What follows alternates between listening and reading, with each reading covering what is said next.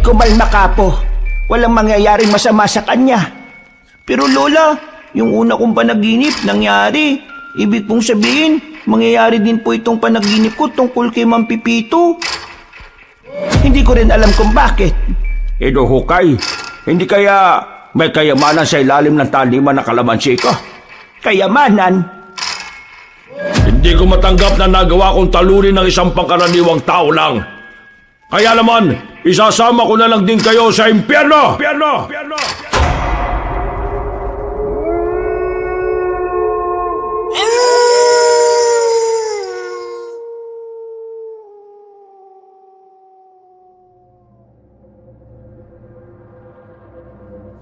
Isang makulimlim na hapon, tinatahak na maglola ang daan pabalik sa kanilang baryo. Noong mga sandaling yon, kumakalam na ang sikmura ng batang si Loloy. Pero wala silang magawa dahil wala naman silang perang pambili. Napatingin na lamang si Aling Demensia sa larawan ng isang politiko na nakadikit sa poste ng ilaw. Maganda ang ngiti ng politiko. Maaliwalas ang muka at tila ba walang dinadalang problema. Hindi gaya ni Aling Demensia na tila mula pagkabata ay hindi man lang nakaranas na umahon sa buhay. La, bakit niyo po tinitingnan si Mayor? Wala po. Ang ganda kasi ng ngiti ni Mayor oh. Ngumiti na lamang ang matanda, pero ang totoo, maraming tumatakbo sa utak niya. Kagaya na lamang ng ideya na sana kung walang kurakot na namumuno, mas marami sanang mahihirap ang matutulungang makaahon din sa buhay. Kung nagagamit lang sana ng maayos ang buwis ng sambayanan, mas marami sanang proyekto ang masisimulan at mas maraming makikinabang na mamamayan. Pero ang lahat ng yon ay hindi naman nangyayari. At sa tanda na ni Aling Demensia, lahat ng katiwalian ay nasaksihan na niya. Lola, nakakaingit sila no? Ang yaman nila. Meron pa po kaya silang pinoproblema sa buhay? Masyado ka pang bata para pag-usapan ng mga ganyang bagay. Kaya ikaw, Apo, sa pasukan, papasok ka na ulit sa paaralan ninyo. Mag-aral ka ng maigi, ha? Nang sa ganun hindi ka magaya sa lola mo. Kasi ako, wala akong tinapos. Kahit elementary ay hindi ko natapos dahil sa hirap ng buhay. Tandaan mo, sa lipunang puno ng mandurugas, ang mga taong walang narating ang siyang laging iniisahan. Kaya para hindi ka mabiktima ng mga mapanlinlang, kailangan mong mamulat sa katotohanan. Magkaroon ng kaalaman sa maraming bagay, dahil ang karunungan lang ang magliligtas sa iyo sa kapahamakan. At ang kamangmangan naman ay ang magpapahamak sa iyo balang araw. Tumango na lamang ang batang si Loloy na parabang naiintindihan nito ang lahat ng sinasabi ng kanyang lola. Pinagpatuloy na lamang nila ang paglalakad hanggang sa makarating na rin sila sa barong-barong na bahay. Ang pinagtagpi-tagping yero at plywood ang nagsisilbi nilang tahanan. Ito na lamang ang yaman na natitira kay Demensia mula nang mawala ang kanyang asawa. Maraming anak si Demensia, pero lahat naman ng mga yon ay hindi na siya naaalala.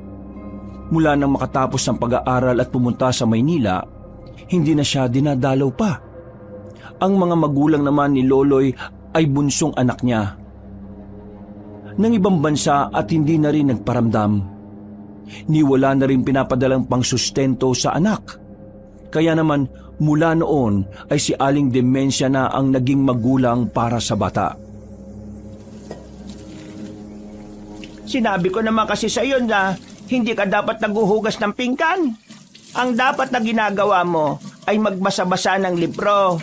Hindi naman kita inuutusan dyan kasi hindi mo naman dapat yan gawain. Ela, tapos naman ang po ako magbasa ng libro At saka gusto kitang tulungan kasi alam ko pong napagod kayo kanina sa mahabang nilakad natin. Ay, pambihirang bata talaga ito. Kabata-bata mo pa iniisip mo na mga ganyang bagay. Lola, tayong dalawa na lang kasi ang natitira magkasama sa buhay Kaya dapat tinutulungan kita sa mga gawaing bahay para yung mga natitira mong lakas sa isang araw hindi mo mauubos. Hay, alam mo, para kang lola mo. Ganyan na ganyan siya nung nabubuhay pa siya. Ganyan siya kung mag-alala sa akin. Sayang nga po hindi ko po naabutan si lolo. Kung sakali mang nakaabot ka sa lolo mo, siguradong makakasundo kayong dalawa. Talaga po? Ay oo naman. Pareho kayo ng ugali. Pero ang lolo mo kasi, lasinggero. Kapag nakainom sobrang kulit. Uy, si Lola, namimiss niya si Lolo. No ka ba? Malamang oo. Miss ko na ang lolo mo. Mula nang mawala siya sa buhay ko, naging malungkot ako. Mabuti na nga lang at dumating ka sa buhay ko kasi binigyan mo ulit ako ng dahilan para mabuhay. Sila papa at mama ko, hindi na po ba talaga sila babalik? Ay nako, wag mo na silang isipin. Ang mahalaga naman narito ako. Na kahit na anong mangyari, hinding-hindi kita iiwan na po. Napangiti na lamang ang matandang si Demensia, pero sa kaloob-looban niya ay nagkakaroon siya ng pag-aalala at pangamba. Naiisip niya kasi na kapag dumating na ang araw na mawawala na siya, wala na magbabantay at gagabay sa bata. Kaya naman, pilit niyang iniingatan ang kanyang sarili para mas mahaba pa ang panahon na makakasama siya ni Loloy. Makalipas ang araw, isang masamang balita ang bumungad kay Aling Demensia. Bigla siyang tinanggal sa trabaho. Ang dahilan ay dahil matanda na raw siya para sa isang kasambahay. Pero ang totoo, pinalitan lamang siya ng isang mas bata at mas magandang kasambahay. May pagkamanyakis kasi ang kanilang amo, kaya hindi na nakapagtataka para sa matandang babae ang naging desisyon ng kanyang amo. Walang nagawa ang Ali. Kinailangan na naman niyang makapaghanap ng trabaho. Pero dahil sa kanyang edad ay hindi ito naging madali para sa kanya. 20 pesos na lamang itong pera ko Pamasahe ko na lang ito pa uwi. Paano ako makakabili ng pasalubong kay Loloy nito? Wala pa akong nahanap na trabaho. Ay, pambihirang buhay ito. Panginoon, tulungan niyo po ako. Ako na lang ang inaasahan ng apo ko. Naupo na lamang sa bangketa ang matandang babae. Napatulala na lang siya sa malayo. Maya-maya pa, isang matandang lalaki ang tumigil sa harapan niya. May bitbit itong supot ng plastik na sa pagkakaalam niya, pagkain ang nasa loob dahil nalalanghap niya ang amoy noon. Magandang araw sa iyo. May problema ka ba? Ha? Ay, wala naman ho. Bakit ho? Sino ho ba kayo? May problema ka. Halatang-halata sa mukha mo Lahat naman po may problema. Sino bang wala? Ay, kung sa bagay, tama ka naman. Ako nga rin may problema. Halos araw-araw. Pero, eto, kunin mo. Ha? Bakit niyo ho ito'y binibigay sa akin? Gutom ka na, kaya kumain ka na. Hindi niyo ako kilala. Hindi ko rin ho kayo kilala. Pero ganito talaga ako. Kapag may nakikita akong problema sa daan, nilalapitan ko at binibigyan ko ng pagkain. Mas mahirap kasing makaisip ng solusyon sa problema kapag gutom. Teka.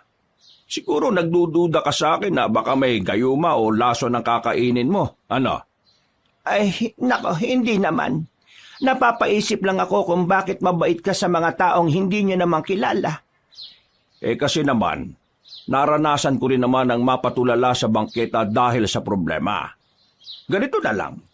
Isipin mo na lang magkaibigan tayo noon tapos matagal tayong hindi nagkita. Tapos ito, bibigyan kita. At bilang pag-alala sa pinagsamahan natin, kailangan mo itong tanggapin. Ay, sige. Kung ganun pala, tatanggapin ko na ito.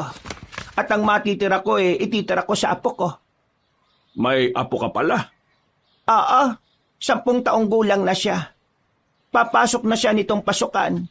Siya na lamang ang kasama ko sa buhay kaya kailangan ko talagang kumayod. Kapag ako nawala, Ay, kawawa naman ang batang yon. Kung ganun kailangan mo pala ng trabaho. Oo, kailangan na kailangan. Natanggal ho kasi ako sa pagiging kasambahay. Kaya ngayon naghahanap ako ng bagong pagkakakitaan. Meron akong pwedeng ialok sa'yo. Ang kaso nga lang, mababa pa ang pasahod ko. Kasi kakasimula ko lang ng maliit kong negosyo na yon. Isa pa, mahina rin ang bentahan sa baryo Ay, sige ho. Tatanggapin ko ho yan. Pero saan po ba kayo nakabaryo? Sa San Nicolas. Alam mo ba ang baryong yon? Ay nako, dyan din kami nakatira ng apo ko. Mukha talagang pinagtagpo tayo ng tadhana nito Kung gano'n mas maganda nga yan. Para kapag kakailanganin kita kagad mapupuntahan din kita. Kailan naman ho ako pwede magsimula? At pwede ko bang isama ang apo ko riyan? Sigurado ka bang isasama mo ang apo mo? Baka mapagod yon. Hindi ko naman ho siya bibigyan ng mabigat na gawain. Kailangan ko lang po siyang kasama para nababantayan ko siya. Kung gano'n di magsimula ka na bukas. Pero ngayon, isasama muna kita sa taniman ng kalamansi. Ipapakita ko muna yung taniman ko na yon para malaman mo kung gaano siya kalawak. Ay sige ho, wala naman hong problema. Siya nga pala, bago tayo magkalimutan, ako nga pala si Pepito. Ay ako naman ho si Demencia. Napangiti na lamang ang dalawa sa isa't isa. Nang may mapadaan na sasakyan ay agad na rin naman itong pinara ni Pepito. Makalipas lang ang ilang minuto, nakarating na rin sila sa baryo ng San Nicolas. Nalaman ni Aling Demencia na hindi naman pala kalayuan ng taniman ni Mang Pepito sa bahay nila. Kaunting lakaran lang, hindi gaya ng dati niyang pinapasukang trabaho na halos 1 oras ang nauubos para lang marating. Eto taniman ko. Yung bahay na maliit na yon, diyan naman ako minsan nagpapalipas ng gabi. Pero doon talaga sa kabila ang bahay ko. Ay malawak rin pala talagang taniman yun ng kalamansi.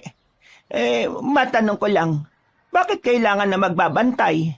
Masyado ka bang abala sa buhay niyo? Bukod kasi rito, meron din akong inaasikaso na sagingan. Etong taniman kasi ng kalamansi, binili ko kagad kasi nangangailangan ng pera yung may-ari. Mura niya lang din naman na ibenta, kasama na lupa. Ngayon nga hindi ko na makausap ng maayos ang dating may-ari nito. Ang sabi ng mga kamag-anak nagpunta na raw ng Maynila. Akala ko nga nung una niloko o nilinlang ako sa pagbenta niya nito.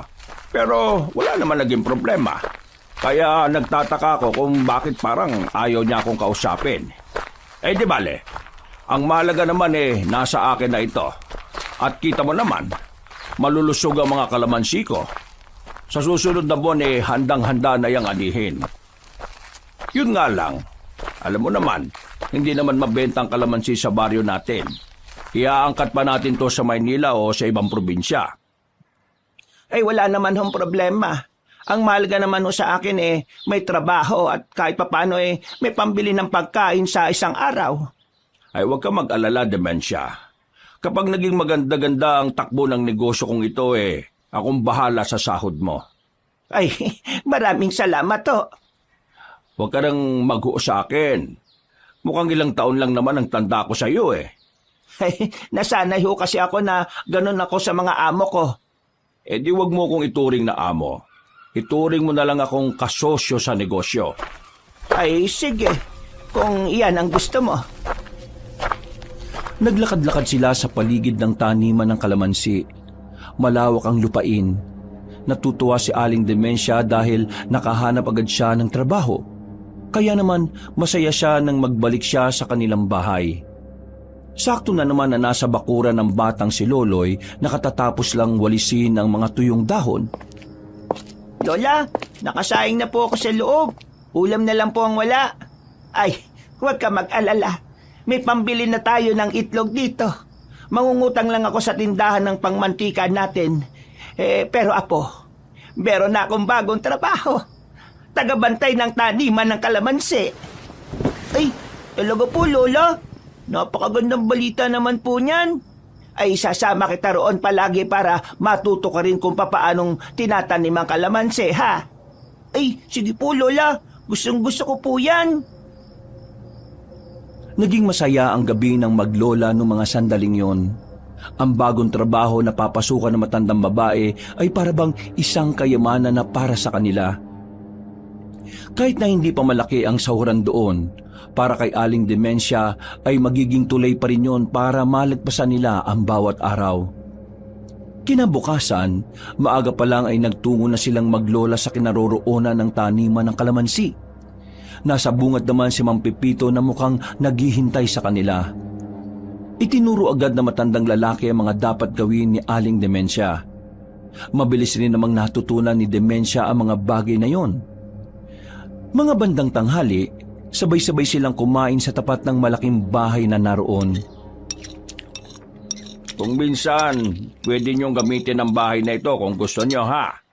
Hindi naman kasi ako natutulog dito. Kapag malakas ang ulan, wala itong tulo. Wala kayong poproblemahin dito kasi yung kalahati ng bahay na ito ay sementado.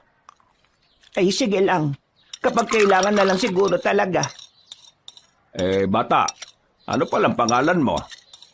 Loloy po ang pangalan ko, Mang Pipito. Ay, alam mo kaagad ang pangalan ko, ha? Sinabi po kasi sa akin ni Lola eh. Marunong ka na bang magbasa? Opo, marunong na po ko. Sa katunayan po, may award po ko nung nakaraang taon eh. Ay, oo. Magaling magbasa ang apo ko na yan. Aba, nakakatuwa naman pala ang apo mo. Parang ganyan na ganyan din ang apo ko eh. Madaldal tapos bibo. Ang pagkakaiba lang siguro nila, masipag ata mag-aral itong apo mo. Ang apo ko kasi, nako, ubod ng tamad. Sa akin lang nakikinig yon. Ang kaso wala na siya. Dinala na ng mga magulang niya at isinama na sa Maynila. Wala ka na bang ibang pamilya? May mga anak ako pero yung mga anak ko may mga kanya-kanya ng buhay. Hindi na nila ako dinadalaw. Ay, nako. Parehong-pareho pala tayo, ano. Ganyan din kasi mga anak ko. Pero hindi ko na lang sila inaabala. Ang mahalaga naman kasi sa akin itong apo ko. Siya na lang ang meron ako kaya itinutuon ko lang ang buong atensyon ko sa kanya. Ay, napakabait mo palang lola. Napakaswerte ng batang ito, ha. Magbibinata itong mabuti at may busilak na kalooban. Nagtawanan na lamang sila nung tanghaling yon. Pagdating naman ng kinahapunan, biglang sumama ang timpla ng panahon. Lumakas ang ulan, kaya naman napilitan ng maglola na manatili na muna sa bahay na yon. Ay, dumito na muna kayo. Delikado sa labas at malakas ang hangin. Ikaw, saan ka naman pupunta? Ay, kailangan kong puntahan ang sagingan ko. Hindi ko alam kung makakabalik pa ako mamaya, ha? Depende kung may dapat akong asikasuhin doon. Ay siya, sige. Mag-iingat ka, Pipito. Sa gitna ng malakas na ulan at hangin ay iniwan sila ni Mang Pipito sa bahay na yon. Mula sa bintana, natatanaw pa ni Aling Demensia ang taniman nila ng kalamansi. Sumasayaw na ang puno ng kalamansi dahil sa lakas ng hangin. Nababahala nga siya na baka mahugot ang mga ugat ng mga yon. Kaya wala silang magawa ng kanyang apo kundi ang ipagdasal na lamang na tumigil na ang sama ng panahon. Lumipas pa ang ilang oras at sumapit na rin ang kinagabihan. Walang kuryente nung oras na yon kaya ang malaking lampara ang ginamit ng maglola bilang kanilang ilaw.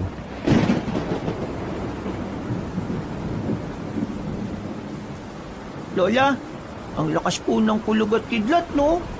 Ay, huwag ka matakot. Kasama mo naman ako. Hindi naman tayo makikidlatan dito. Pero paano po yung mga tanim na kalamansi? Dumito ka na muna. Sisilipin ko lang sa labas. Pero baka po tangayin kayo, Lola. Ay, huwag mo akong alalahanin. Kaya ko ang sarili ko. Sinuot ng matandang babae ang kapote at dali-daling lumabas. Kailangan niya kasing inspeksyonin ng mga kalamansi kung nasa maayos pa rin bang kalagayan. Sa kanyang pagsuong sa malakas na ulan, meron siyang nakitang isang lalaki na nasa kabilang banda ng taniman. Nung unay inakala niyang si Mang Pipito yon, pero iba ang tindig ng lalaki. Iba rin ang taas nito, kaya nasisiguro niyang hindi yun na matandang lalaki. Lalapitan niya sana ang lalaking yon para tanungin, pero nakita niyang naglakad na ang lalaki papasok ng kagubatan. Na parabang hindi man lang yun nakakaramdam ng takot na baka makidlatan. Sino naman kaya yung lalaking yan? At bakit parang nakabantay siya sa taniman ng kalamansi? Nilibot-libot niya pa ang taniman. Nang mamatay na ang daladala niyang flashlight, saka na niya naisipang bumalik ng bahay. Dito na muna tayo matutulog ngayon, Apo. Malakas na ang ulan eh. Delikado kung lalabas pa tayo para umuwi. Lola, di ba malapit lang naman po dito yung sa atin? Oo, pero hindi tayo pwedeng lumabas. Baka mamaya ay matamaan pa tayo ng lumilipad na kung anong bagay dyan. Nanatili ang maglola sa bahay na yon. Kompleto naman ang gamit doon kaya wala na silang problema sa pagtulog.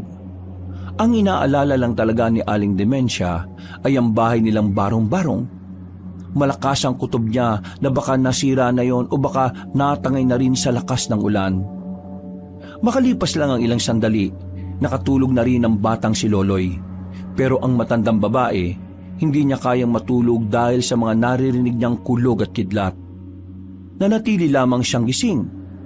Nang muli siyang sumilip sa labas, tinanaw niya ang taniman nila ng kalamansi. Wala naman siyang makita dahil sa lakas ng ulan at kakulangan ng liwanag. Huminga na lamang siya ng malalim at isinarado na rin ang bintana para hindi makapasok ang lamig. Panginoon, sana mawala ng lakas ng ulan at hangin.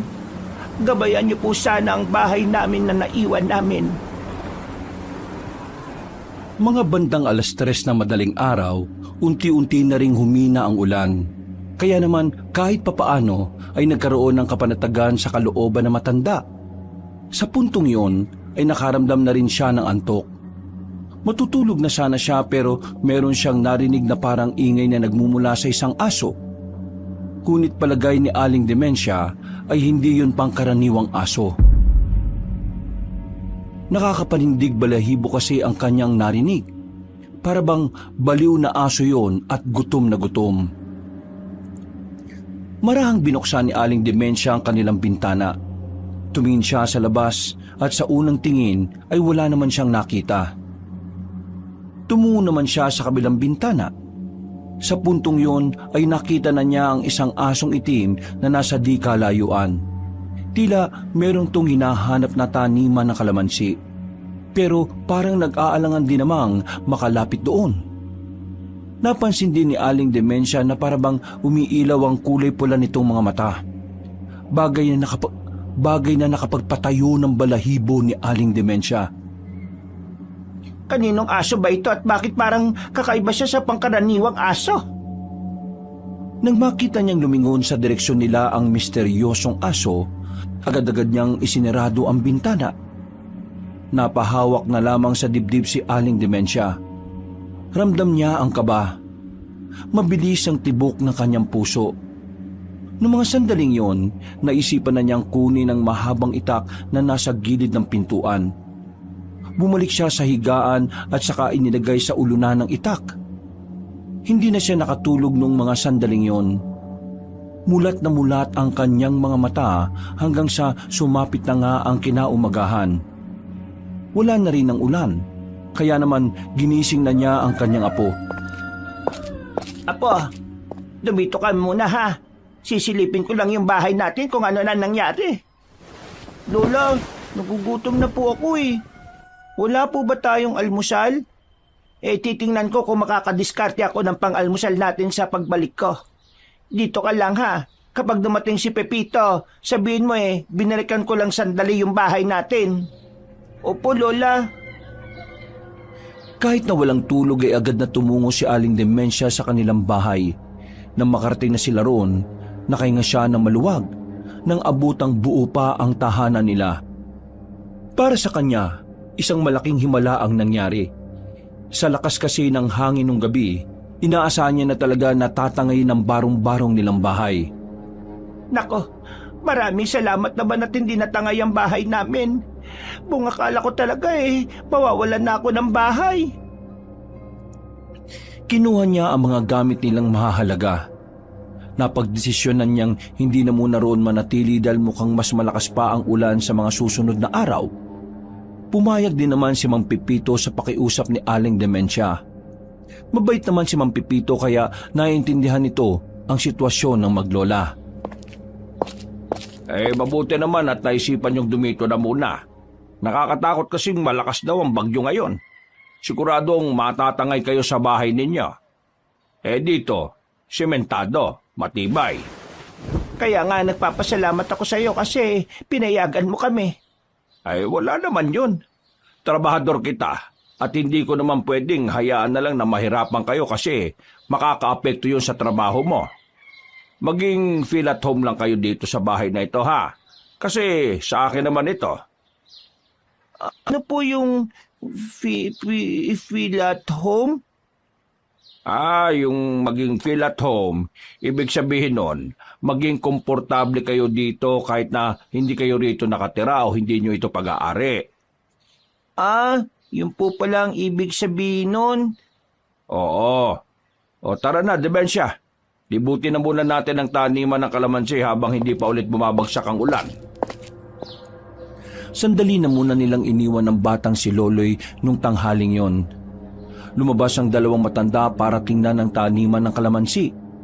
Wala namang nasira o natangay sa mga yon, pero meron silang nakitang bakat ng mga paa sa putikan. Paa na parang hindi naman mula sa tao. Masyado kasing malaki ang paa na yon.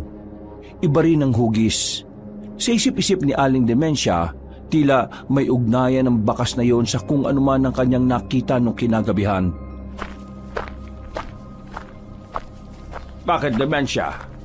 Alam mo ba kung ano ang mga bakas na ito? Hindi. Ngayon lang din ako nakakita ng ganyan. Ganun ba? Pero ano nga kaya ito Parang hindi talaga paa ng tao Ang laki, mahaba pa. Pero parang paa rin ng aso no? Tingnan mo. Halimaw kaya ito? Halimaw? Ewan ko. Hindi pa naman ako nakakakita ng halimaw at saka wag, baka nakakatakot Naniniwala ka ba sa aswang? Napatigil si Aling Demensia sa pagsusuri ng mga tanim na kalamansi nang sabihin niyo ni Mang Pipito. Hindi niya kasi inaasahan na magbubukas ng ganong klaseng usapan na matanda. Hindi siya handa, kaya hindi niya alam kung ano ang kanyang sasabihin. Aswang? Hindi ko alam. Anong hindi mo alam kung totoo ang aswang? Oo, parang gano'n na nga. Sa edad kong ito kasi, hindi naman ako nakakita ng aswang kahit na kailan. Totoo ang aswang, Demensia. Pero hindi ko nga lang alam kung hanggang sa mga panahon na ito meron pa rin. Bakit? Nakakita ka na ba ng aswang? Oo, nung binata pa ako. Taga-Kapis kasi talaga ako. Doon na ako lumaki. Napunta lang ako rito dahil sa tatay ko. Hiwalay sila ng aking nanay. Noon, totoo talagang may mga aswang. Ang dami naming nakikita. Hindi mo nga kagad malalaman kung aswang sila kasi anyong tao rin sila. Basta ganun. Kung ganun talaga palang nakakatakot ang mga aswang na iyon. Oo, nakakatakot naman talaga. Ang iniisip ko nga paano kung aswang pa lang may-ari ng mga bakas ng paan na yon? Hoy, pero lang ha, baka naman masyado kang seryoso. Hindi ganyan ang paan ng aswang. Natakot ka na bang kagad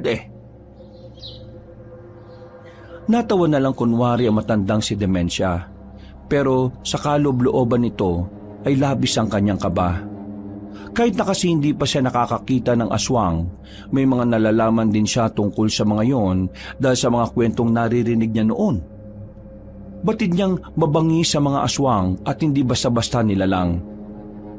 Dahil sa usaping aswang na yon, hindi tuloy maiwasan na matandang si Demensia na hindi isipin na baka aswang nga ang nakita niyang malaking aso. Sa mga sumunod pang araw, naging malupit ang paghagupit ng bagyo. Mabuti na lang ay nakalipat na sila. Tinangay na kasi ang barong-barong nilang bahay. Nalungkot si Aling Demensia dahil yun ang naiwang bahay ng kanyang asawa. Apo, maiwan ka muna rito ha. Aalis lang ako para bumili ng makakain natin. Nandito naman si Pepito eh. May kasama ka naman. Opo, Lola. Wala po kayong dapat alalahanin. Magkasundo na kami ng batang ito eh. Oh. Napatingin na lamang si Aling Demensia at naglakad na rin palayo. Medyo mahina na ang ulan noon kaya nakakalabas na rin siya. Napadaan siya sa kanilang bahay. Nakita niyang nakatumba na yon at hindi na talaga matitirhan. Sa kanyang paglalakad, nakasabay niya ang isang matangkad na lalaki. Sa hindi malamang dahilan, tila ba naramdaman niyang parang pamilyar sa kanya ang taong yon. Nagtama ang kanilang paningin. Nakatingin din naman sa kanya ang binata. Hindi na napigilan na matanda na tanungin ito. Iho, magkakilala ba tayo? Hindi po. Ngayon ko lang po kayo nakita. Bakit? Kilala niyo po ba ako? Hindi kita kilala pero parang nakita na kita. Hindi ko lang matandaan kung saan eh. Baka nagkakamali lang po kayo. Marami po kasi akong kamukha sa mundong ito eh. Ay, oo nga. Baka nga. Nauna nang naglakad ng mabilis ang lalaki. Napapailing na lamang ang matandang babae dahil doon. Hindi siya maaaring magkamali. Nakita na niya ang lalaking yon. Hindi lang talaga niya mabalikan sa alaala kung saan. Nang makarating na siya sa palengke, saka lamang pumasok sa isipan niya ang kung saan niya nakita ang lalaking yon. Tama. Siya yung lalaking nakikita ko na dumadaan malapit sa taniman namin ng kalamansi. Oo, siya nga. Pero ano kaya ang pakay niya? Bakit palagi ko siyang nakikita roon? Napapaisip ang matandang babae. Nitong mga nakaraang araw kasi, napapansin niya ang lalaking yun na napapadalas ng pagdaan malapit sa taniman ng kalamansi. Nagtataka siya dahil may mas maayos namang daanan kaysa roon. Sinubukan niyang hanapin ang lalaki nung oras na yon pero hindi na niya yun nakita pa.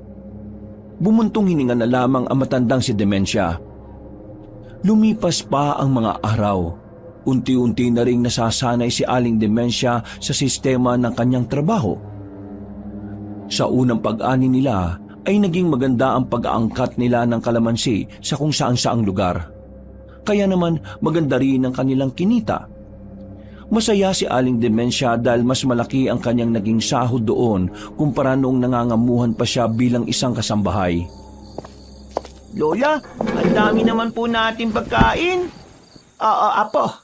Maganda-ganda kasi ang ani ng kalamansi. Kaya eto, marami ng kaunti ang pagkain natin. Saan naman po si Mang Pipito? Hindi po ba siya sasabay sa atin sa pagkain? May pinuntahan si Pipito. Kaya tayo na muna ngayong gabi. Masarap tula. Marami pong salamat ha. Payapa, masigla at punong-puno ng kasiyahan ng gabing yon para kay Aling Demensia. Pero hindi niya alam na ang mga sandaling yon ay ang simula na pala ng kababalaghan sa kanilang buhay. Pagkatapos kumain, naganda na sila para sa kanilang pagtulog. Pero naalala ni Aling Demensia na meron pala siyang naiwan na gamit sa taniman ng mga kalamansi. Maingat na naglakad ang matandang babae papunta roon. Pero malayo pa lamang ay natanaw na niya ang malalaking aso na naglalakad-lakad sa gilid ng taniman ng mga kalamansi. Nakapagtataka na hindi makalapit ang mga yon, na parabang may gustong kunin ng mga yon na hindi naman din alam ni Aling Demensia kung ano yon. Diyos ko, aso ba talaga ang mga ito? Lalapit na sana siya para kumpirmahin ang nakikita niya. Pero napatigil siya nang maramdaman siya ng malalaking aso na yon. Mula sa kanya kinatatayuan, nakita niya ang tila umiilaw na mata ng mga yon na kulay pula. Hindi na makagalaw ang matandang babae ng dahil sa takot. Napako ang kanyang dalawang paa at tila nawalan siya ng lakas para tumakbo paalis. Napansin na lamang niya na unti-unti nang naglalakad ang mga asong yon palapit sa kanya. Nang malapit na yun sa kanya, isang lalaki naman ang lumabas mula sa madilim na gilid. Hindi niya alam kung anong ginawa ng lalaki. Pero nakita na lamang niyang nagtakbuhan na ang mga aso at hinabol naman yun ng misteryosong lalaki. Nang masigurong wala na nga ang malalaking aso, nakahinga na ng maluwagang matanda. Naigalaw na niya ang kanyang katawan at nagkaroon na rin ng lakas para makabalik agad sa bahay. Hindi na niya kinuha pa kung anuman ang dapat niyang makuha. Sa nangyaring yun, naisipan ni Aling Demensia na sabihin yun kay Mang Pipito. Ang kaso nga lang, hindi nagpunta ang matandang lalaki sa taniman ng kalamansi. Kinabukasan ay ganun din, hanggang sa tumagal na ng 3 araw. Kaya ang naisip ni Aling Demensia, hindi na lamang siya lalabas ng gabi at magpupunta sa taniman ng kalamansi. Lola, natatakot po ako matulog. Ha? Bakit ka naman matatakot matulog Kasama mo naman ako. Ito gabi po kasi nanaginip po ako Nanaginip ng ano? Meron daw pong halimaw doon sa may gitnang taniman ng mga kalamansi. Merong ano? Halimaw? Ay nako, panaginip lang yan po. Kadalasan na mga panaginip ay kabaliktaran ng mga nangyayari. Pero lolo, pakiramdam ko po kasi noon totoo yung nangyayari. Narinig ko pa nga po na may nagsalita sa panaginip ko. Aswang daw yung halimaw. Hindi na napigilan ni Aling Demensia ang pagtindigan ng kanyang balahibo. Napansin naman yun ng kanyang apo kaya lumapit ito sa kanya. Hinawakan ni Loloy ang kanyang kamay. Lola, ayos lang po ba kayo? Bakit po parang namumutla kayo? Ayos lang naman ako, apo. Huwag mo akong intindihin. Basta, huwag kang masyadong magpapaniwala sa panaginip. Hindi totoo yun, Loloy. Gawa-gawa lang yan ang malikot nating isipan kapag natutulog tayo. Naintindihan mo? Opo, Lola.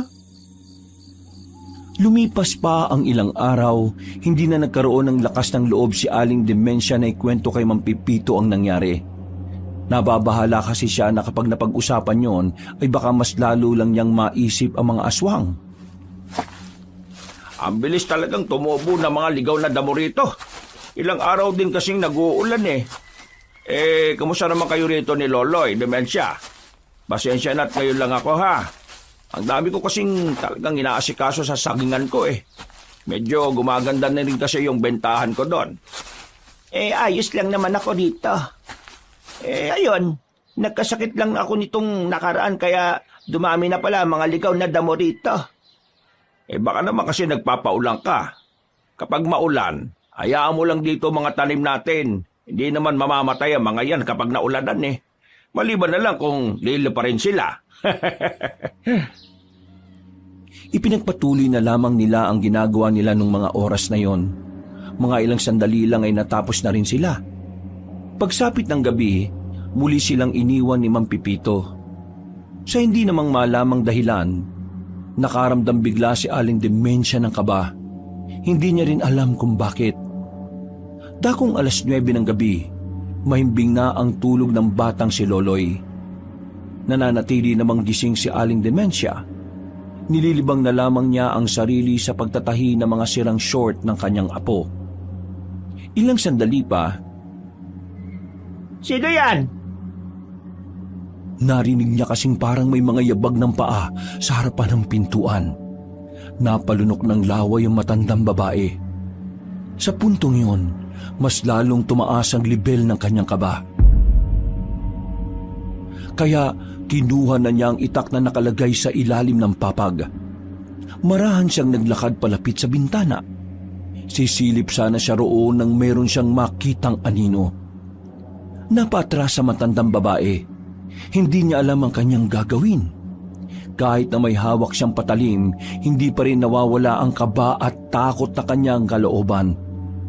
Isa lang ang tumatakbo sa kanyang utak. Ang mga nararamdaman niya sa labas ay walang iba kundi mga aswang. Ilang sandali pa, nagising na ang batang si Loloy dahil palakas na ng balakas ang naririnig nilang ingay. Meron na rin parang naglalakad sa bubungan. Gulong-gulo ang utak ni Aling Demensia sa mga sandaling yon. Wala siyang ideya kung bakit sila ang ginagambala ng mga aswang. Lola, ano po ang mga nasa labas? Bakit po parang mababangisin ang hayop? Kumapit ka lang sa akin, Apo. Walang mangyayaring masama sa iyo basta ako ang narito. Lola, baka po aswang ang nasa labas. Sila po sigurong nasa panaginip ko, Lola. Di po ba sabi nyo, hindi naman totoong panaginip ko? Basta wag ka maingay. Mas lalo tayong maririnig ng mga aswang na yan. Lola, nasaan ba si Mang Pipito? Hindi po ba niya tayo tutulungan? Ilang sandali lang ay mas lalo silang kinilabutan nang makitang inaalog na ang pintuan ng bahay. Napako lamang ang nagsisilbing kandado ng bahay na yon. Kaya anumang oras ay maaari na ring mabuksan. Wala silang ibang malalabasan. Walang ibang matatakasan kundi ang pintong yun lang din. Lola, makakapasok na po sila. Natatakot na po ako. Hindi nagtagal, tuluyan ng nalaglag ang pako na nagsisilbing kandado sa pintuan. Marahang bumukas ang pinto at bumungad sa kanila ang isang nilalang na pangit ang muka. Mahaba ang nguso nito pero ang katawan nito ay katawan ng isang tao at sa unang tingin, aakalain na ang ulo ng aswang na yun ay ulo ng isang aso. Napadikit na ang maglola sa sulok. Nakaamba ang hawak na itak ni Aling Demensya, na kahit na alam nitong maaari siyang mapahamak, ginawa pa rin nitong humarang at harapin ang aswang na yun. Subukan mo lang lumapit, aswang ka! Tatagayin kita ng hawak kong itak! Pumasok pa ang ilang aswang ng mga sandaling yun. Mas lumakas na ang iyak ng batang si Loloy. Si Aling Demensya naman ay pawis na pawis sa sobrang kaba. Nanginginig na rin ang kanyang kamay. Noong mga oras na yun ay inakala na matandang babae na yun na ang huling sandali nilang maglola. Pero bigla na lamang may dumating na isang lalaki na agad pumasok sa loob ng bahay. May dala rin patalimang lalaking yun. Pinagtatataga niya ang mga aswang. Dali-dali namang binasag ng mga aswang ang bintana at doon dumaan paalis. Ayos lang po ba kayo? Nakilala ni Aling Demensya ang lalaking yon. Hindi siya maaaring magkamali. Ang lalaking yon ay ang lalaking nakausap niya sa daan at ang lalaki ring nakikita niyang dumaraan malapit sa taniman ng mga kalamansi.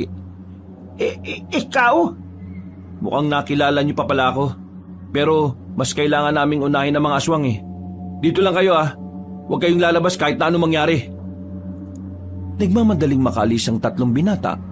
Naiwan naman ang maglola na hanggang sa makabalik ang mga yon ay nanatili pa rin silang nakasiksik sa sulok ng bahay. Wala na po mga aswang. Nakaalis na sila. Maraming salamat sa pagliligtas niyo sa amin. Pero sino ba kayo? Kaming tatlo ay ang mga birador ng mga aswang. Huwag na po kayo mag-alala. Wala naman po mangyayaring masama sa inyo. Hindi na po babalik ngayon ng mga aswang. Kaya makakahinga na po kayo ng maluwag. Ikaw ang nakikita kong palaging dumaraan dito. Sabihin mo, ano ba ang pakay mo? Ang dahilan kung bakit ako napapadaan dito ay dahil inaalam ko kung bakit nagpupunta ang mga aswang dito. Alam mo ba kung ano ang dahilan? Kasi ako, hindi ko alam. Nagtataka ako kasi bigla-bigla na lang may aswang na aatake sa amin. Sa nakikita ko, mukhang hindi naman kayo ang pakay nila eh. May gusto lang siguro silang itanong sa inyo dahil kayo ang narito. Anong ibig mo sabihin, iho? Nung nakaraan pa sila parang may hinahanap sa lugar na ito. Yun ang inaalam namin kung ano. Wala na po ba talaga ang mga aswang? Natatakot po kasi ako baka kainin po nila kami. Totoy, wala na mga aswang. Kaya hindi ka na dapat matakot. Isa pa, nandito kami para tulungan kayo. Mga kuya, huwag na po kayo umalis. Dito na lang po kayo kasama namin. Nagtinginan ng tatlong binata. Baka sa mukha ng mga yon ang awa na nararamdaman para sa bata. Pasensya na boy ah, pero kailangan naming hanapin ng mga aswang para hindi na sila makapanggulo rito o sa ibang lugar pa man. Pero, Apo, hindi natin sila kilala at hindi rin nila tayo kilala. Nakakaya na magiging pabigat pa tayo sa kanila. Mga iho, maraming salamat ulit ha. Pero nababahala ako. Baka sa susunod na gabi, nandito ulit ang mga aswang. Huwag po kayo mag-alala. Tuwing gabi, tatambay kami sa area na ito at aabangan namin ng mga aswang. Nako, maraming salamat talaga. Kung hindi dahil sa inyo, baka wala na kami maglola. Walang anuman. Ginagawa lang namin ang trabaho namin.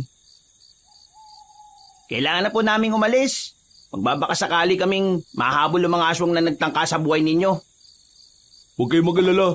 Magkikita-kita pa tayo ulit. Umalis na rin ang tatlong lalaki at naiwan ng maglola roon. Niyakap na lamang ni Aling Dementia ang kanyang apo. Pagkatapos na nangyari, kinaumagahan ay agad nilang ikinuwento kay Mang Pipito ang kanilang naranasan.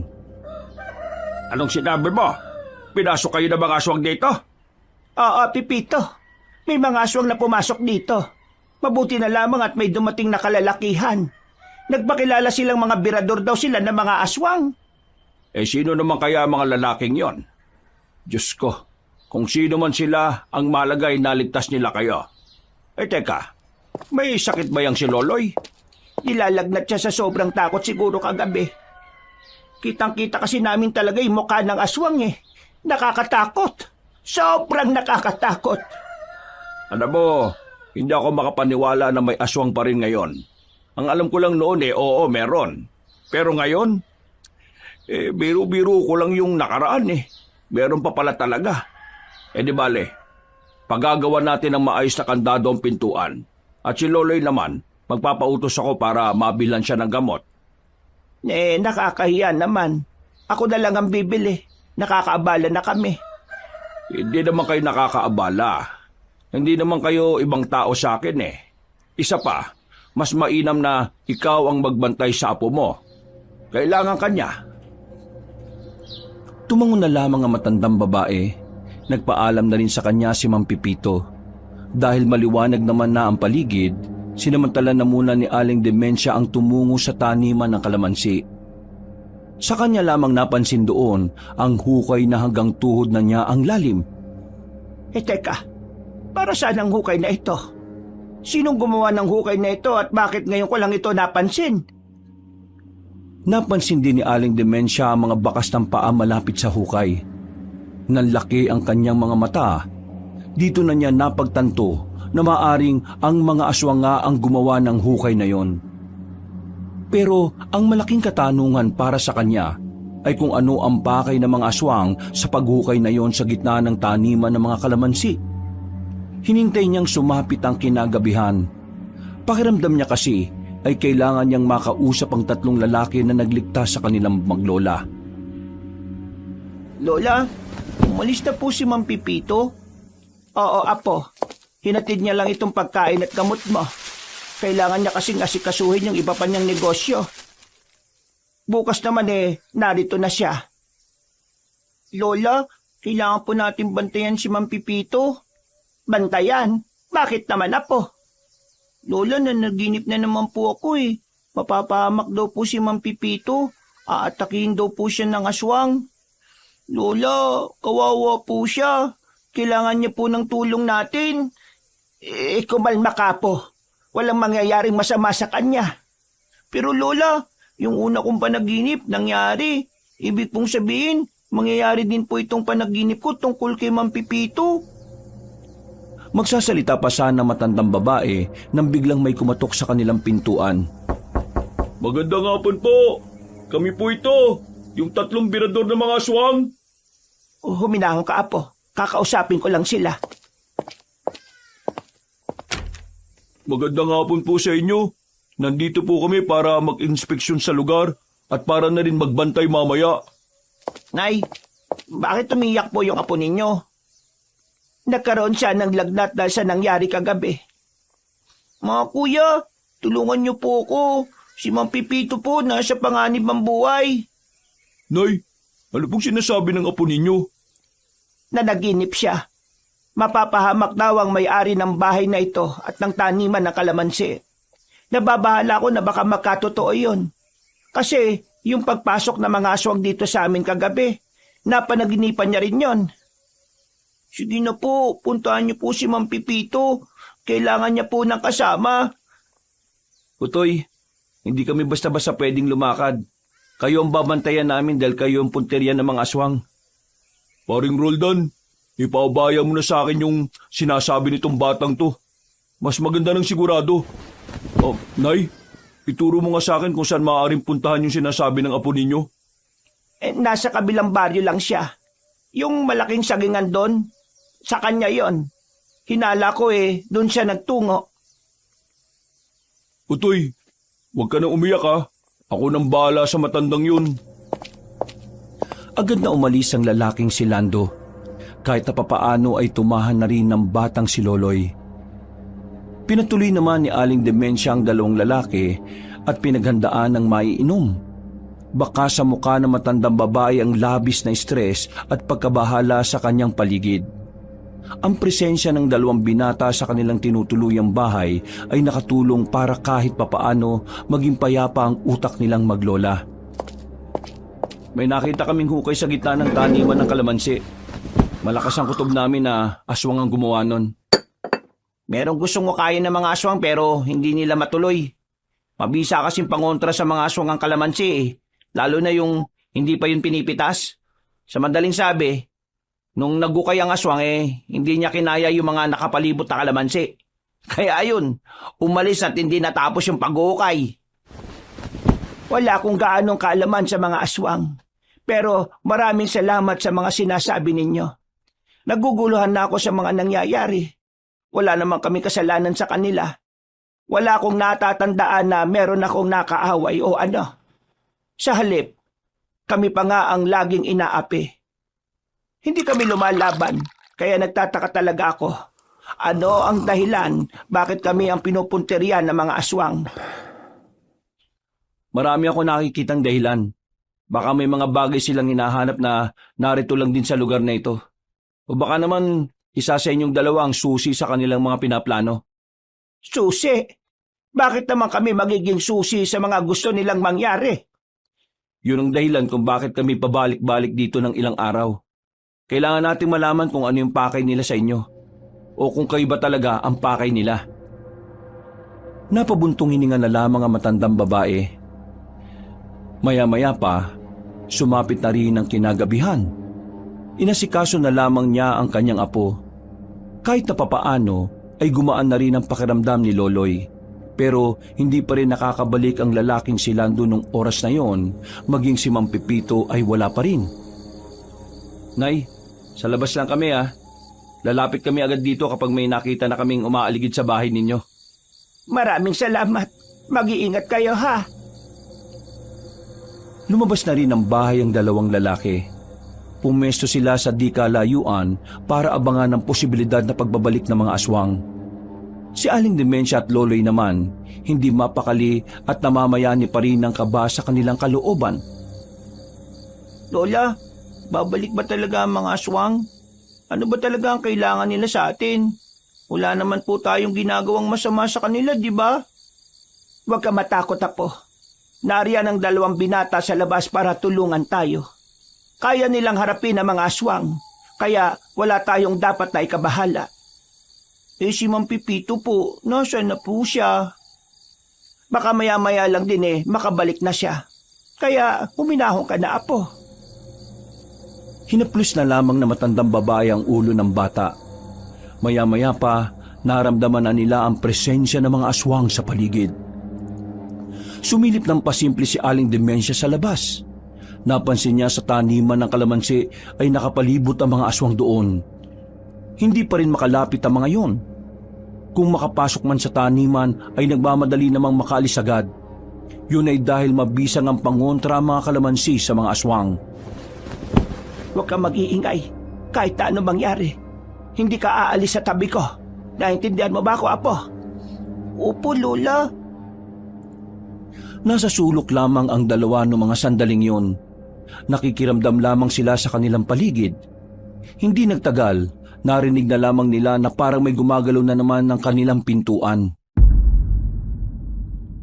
Hinawakan na ni Aling Demensia ang itak. handang-handa na siya sakaling biglang makapasok ulit ang mga aswang. Pero narinig na lamang nila na nagsisigawan na ang mga aswang sa labas. Inatake na pala ng binatang si Roldan at Miko ang mga yon. Maririnig din sa labas ang mga boses ng mga kalugar nilang napadaan sa gawing yon. Nabulabog ang mga tao, kaya naman natataranta na naman ang mga aswang na umalis. Hinabol naman yun ng 2 binata. Wala pang 1 minuto, dumating naman si Lando kasama na si Mang Pipito. Demensia! Ako ito, si Pipito! Kasama ko itong ano nga bang pangalan mo? Lando po. Kasama ko si Lando po. Niligtas niya ako. Buksan mo ang pinto. Ay, mabuti naman at nakabalik ka na ng ligtas. Mabuti na lang at naabutan ako ng binatang ito. Kung hindi, baka natodas na ako. Demensia, ano ba nangyayari? Bakit pati ako inaano nila? Teka, ano palang nangyari dito? Bumalik ba ang mga aswang? Oo, pero hinabol na sila nila Roldan at Miko. Tumakas na naman ang mga aswang. Kaya na nila yun. Ako ang magbabantay sa inyo ngayon habang hinihintay sila makabalik. Dito lang po kayo sa loob ha. I-check ko lang po yung area kung walang aswang na natira. O sige, mag-iingat ka. Demensia, may naisip ka ba kung bakit ang gugulo ang mga aswang sa atin? Hindi ko rin alam, Pipito. Pero sa taniman natin na kalamansi, meron silang inuhukay doon na hindi nila matuloy-tuloy. Hindi ko rin alam kung bakit. Inuhukay? Hindi kaya may kayamanan sa ilalim ng taniman na kalamansi ko? Kayamanan? Hindi ko alam. Kung oo, bakit pati ikaw guguluhin wala ka rin namang alam sa bagay na yon? Napalingon sila sa pintuan nang makabalik na pala agad si Roldan at si Miko. May talsik pa ng kaunting dugo ang katawan ng dalawa.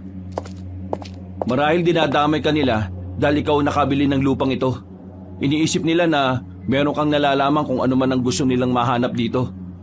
Pero nakatitiyak ako na hindi yun kayamanan. Mayayaman na mga aswang na narito. Marami silang ginto na ninako sa mga minero ng norte. Kaya wala silang pakialam sa kayamanan. Nararamdaman ko na parang higit pa ron ang gusto nilang makita. Ano naman ang gagawin natin ngayon? Meron ako naisip na paraan kung papayag lang naman kayo. Ano ba yon? Sige, sabihin mo. Kung ayos lang ho sa inyo, itutuloy natin yung hinuhukay ng mga aswang sa taniman ng kalamansi. Aalamin natin kung ano yung naroon. Ang kaso, madadamay naman ang mga kalamansi ko.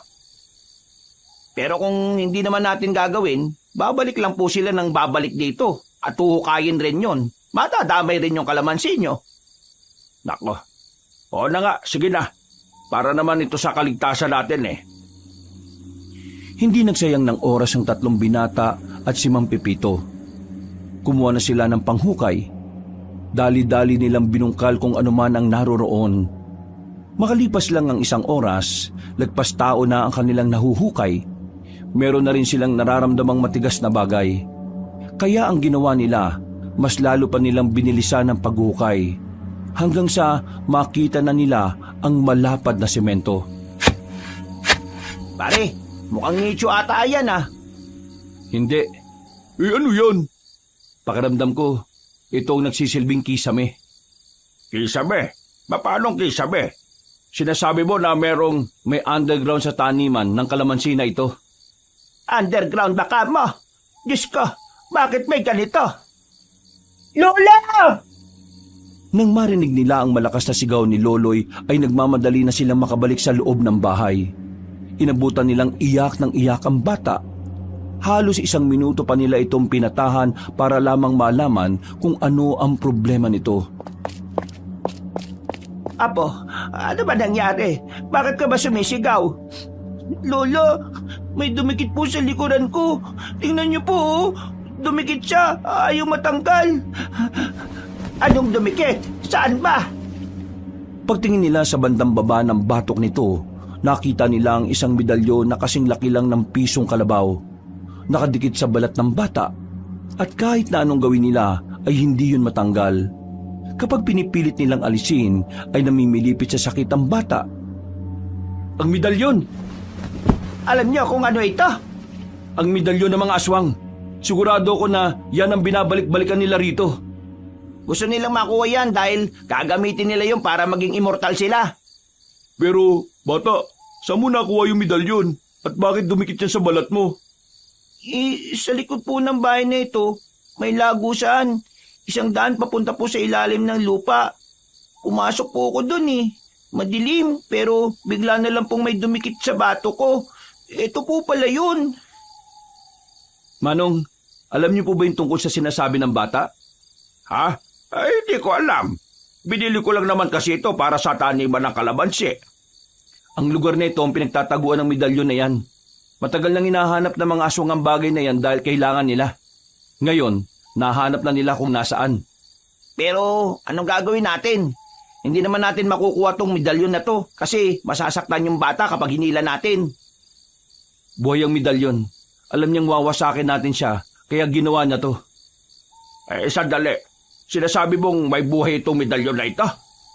Sa maniwala man kayo sa hindi, pero oo, may buhay nga yan. Isa siyang kagamitan ng mga aswang na matagal lang nawalay sa kanila. Kaya siya ibinaon sa ilalim ng lupa dahil mas makakatulog ng mahimbing ang diwa ng medalyon kapag nasa madilim siyang parte. Pero nang maramdaman niya na may isa pang buhay ang malapit sa kanya, hindi na niya yung pinalagpas pa. Kaya nangyari yan sa bata. Bakit pati ang apo ko? Dinadamay nila. Bata lang ito eh. Anong mangyayari niyan ngayon? Paano yan aalisin sa kanya? Mga kuya, tulungan niyo po ako. Natatakot po ako sa nakadikit sa akin. Pakiramdam ko kakainin niya ako eh. Bata, huwag kang mag-alala. Hindi ka naman kakainin yan. Pero kapag may nararamdaman kang hindi tama o may sumasakit sa'yo, magsabi ka kagad sa amin ha. Opo, sige po kuya. Mga iho, pwede bang dumito na lang muna kayo? Natatakot na ako sa nangyayari. Hindi ko alam kung paano ko poprotektahan ang apo ko. Matanda na ako. Paano kung pumunta sila rito kung kailan kayo wala? Hindi ko alam ang mangyayari sa amin. Nagkatinginan ng 3 binata. Tila nag-uusap sa mata ang mga yon. Makikita sa kanila ang nararamdamang awa at pag-aalala sa maglola. Pasensya na po kayo, pero marami kaming misyon na dapat gawin eh. Kung mananatili lang kami rito, baka sa ibang lugar naman ang guguluhin ng ibang aswang. Hindi naman po mangyayari yun, kuya, kasi di po ba nasa akin yung kailangan nila? Kaya ako po lagi ang pupuntahan nila. Dito po sila lagi manggugulo. Kuya, sana samahan niyo po kami ni Lola. Kapag natapos na po yung panggugulo po ng mga aswang, pwede niyo na po kaming iwan ulit. Mga kuya, bata ba po ako? Gusto ko pa pong mag-aral sa pasukan. Ayoko pa pong mamatay. Narinig niyo naman ang sinabi ng bata. Maawa na kayo. Ako kasi, hindi ko rin sila maaasikaso. May mga kabuhayan din ako na mapapabayaan ko. Sige na, samahan niyo na muna sila. Libreng tira sa bahay kong ito. At ako na rin ang bahala sa mga pagkain ninyo hanggang sa matapos ang problemang ito. Pare, makakapaghintay pa naman yung iba nating gawain. At saka, mas importante ito kapag iniwan natin sila at saka umatake yung mga aswang, baka makuha yung medalyon. Kapag nakuha ang medalyon, lahat ng pinaghirapan natin para protektahan ng probinsyang ito masasayang din. Kapag naging immortal ang mga aswang, wala nang pag-asang sangkatauhan. O sige, pumapayag na ako. Mananatili kami rito at magbabantay kami sa inyo. Pero ito lang po sana ang pakiusap ko. Makikinig po kayo sa amin kung ano man ang sasabihin namin. Oo, makikinig kami sa inyo. Gusto lang talaga naming may makakasama. Salamat naman. Diyos ko, nag-aalala rin kasi ako sa kanila pero wala rin naman ako magagawa. Mababangis ang mga aswang Akala ko nung una mag-asawa kayo Ay, hindi. Magkaibigan lang kami ni Dementia. Sa katunayan, bagong magkaibigan lang kami. Napangiti na lamang ang matandang si Dementia. Noong mga sandaling yun ay hindi na umalis ng bahay na yun ang 3 binata. Nakahinga naman ang maluwag ang matandang babae. Kahit na papaano, makakampante na rin ang kanyang kalooban dahil may magpoprotekta sa kanila. Ang kaso nga lang, problema pa rin nila kung papaano aalisin ang dumikit na medalyon sa ibaba ng batok ng batang si Loloy. Sinubukan nilang pahiran yun ng mga pangontra sa aswang pero wala namang nangyayari. Hindi na rin nila tinangkang hilahin para hindi na masaktan ng bata. Makalipas ang ilang minuto, nakatulog na rin si Loloy. Si Mang Pipito at ang tatlong lalaki naman ay nasa labas lang. Hindi pa rin makatulog noong mga sandaling yon si Aling Demensia. Iniisip kasi niya ang kanyang apo. Nababahala na siya na baka may mangyaring masama sa bata sa mga susunod na araw. Pero pinagdarasal na lang niya na sana ay maging maayos lang ang lahat. Lola! Lola! Gising na po! Mag-almusal na raw po tayo! Pagdilit ni Aling Demensia, mukha agad ng kanyang apo ang bumungad. Bumangon siya at napasipat ng tingin sa labas. Naroon pa rin ang 4 na lalaki. Hindi natulog ang mga yon sa kakabantay. Nako, nakatulog pala ako. Lola, ayos lang po ba kayo?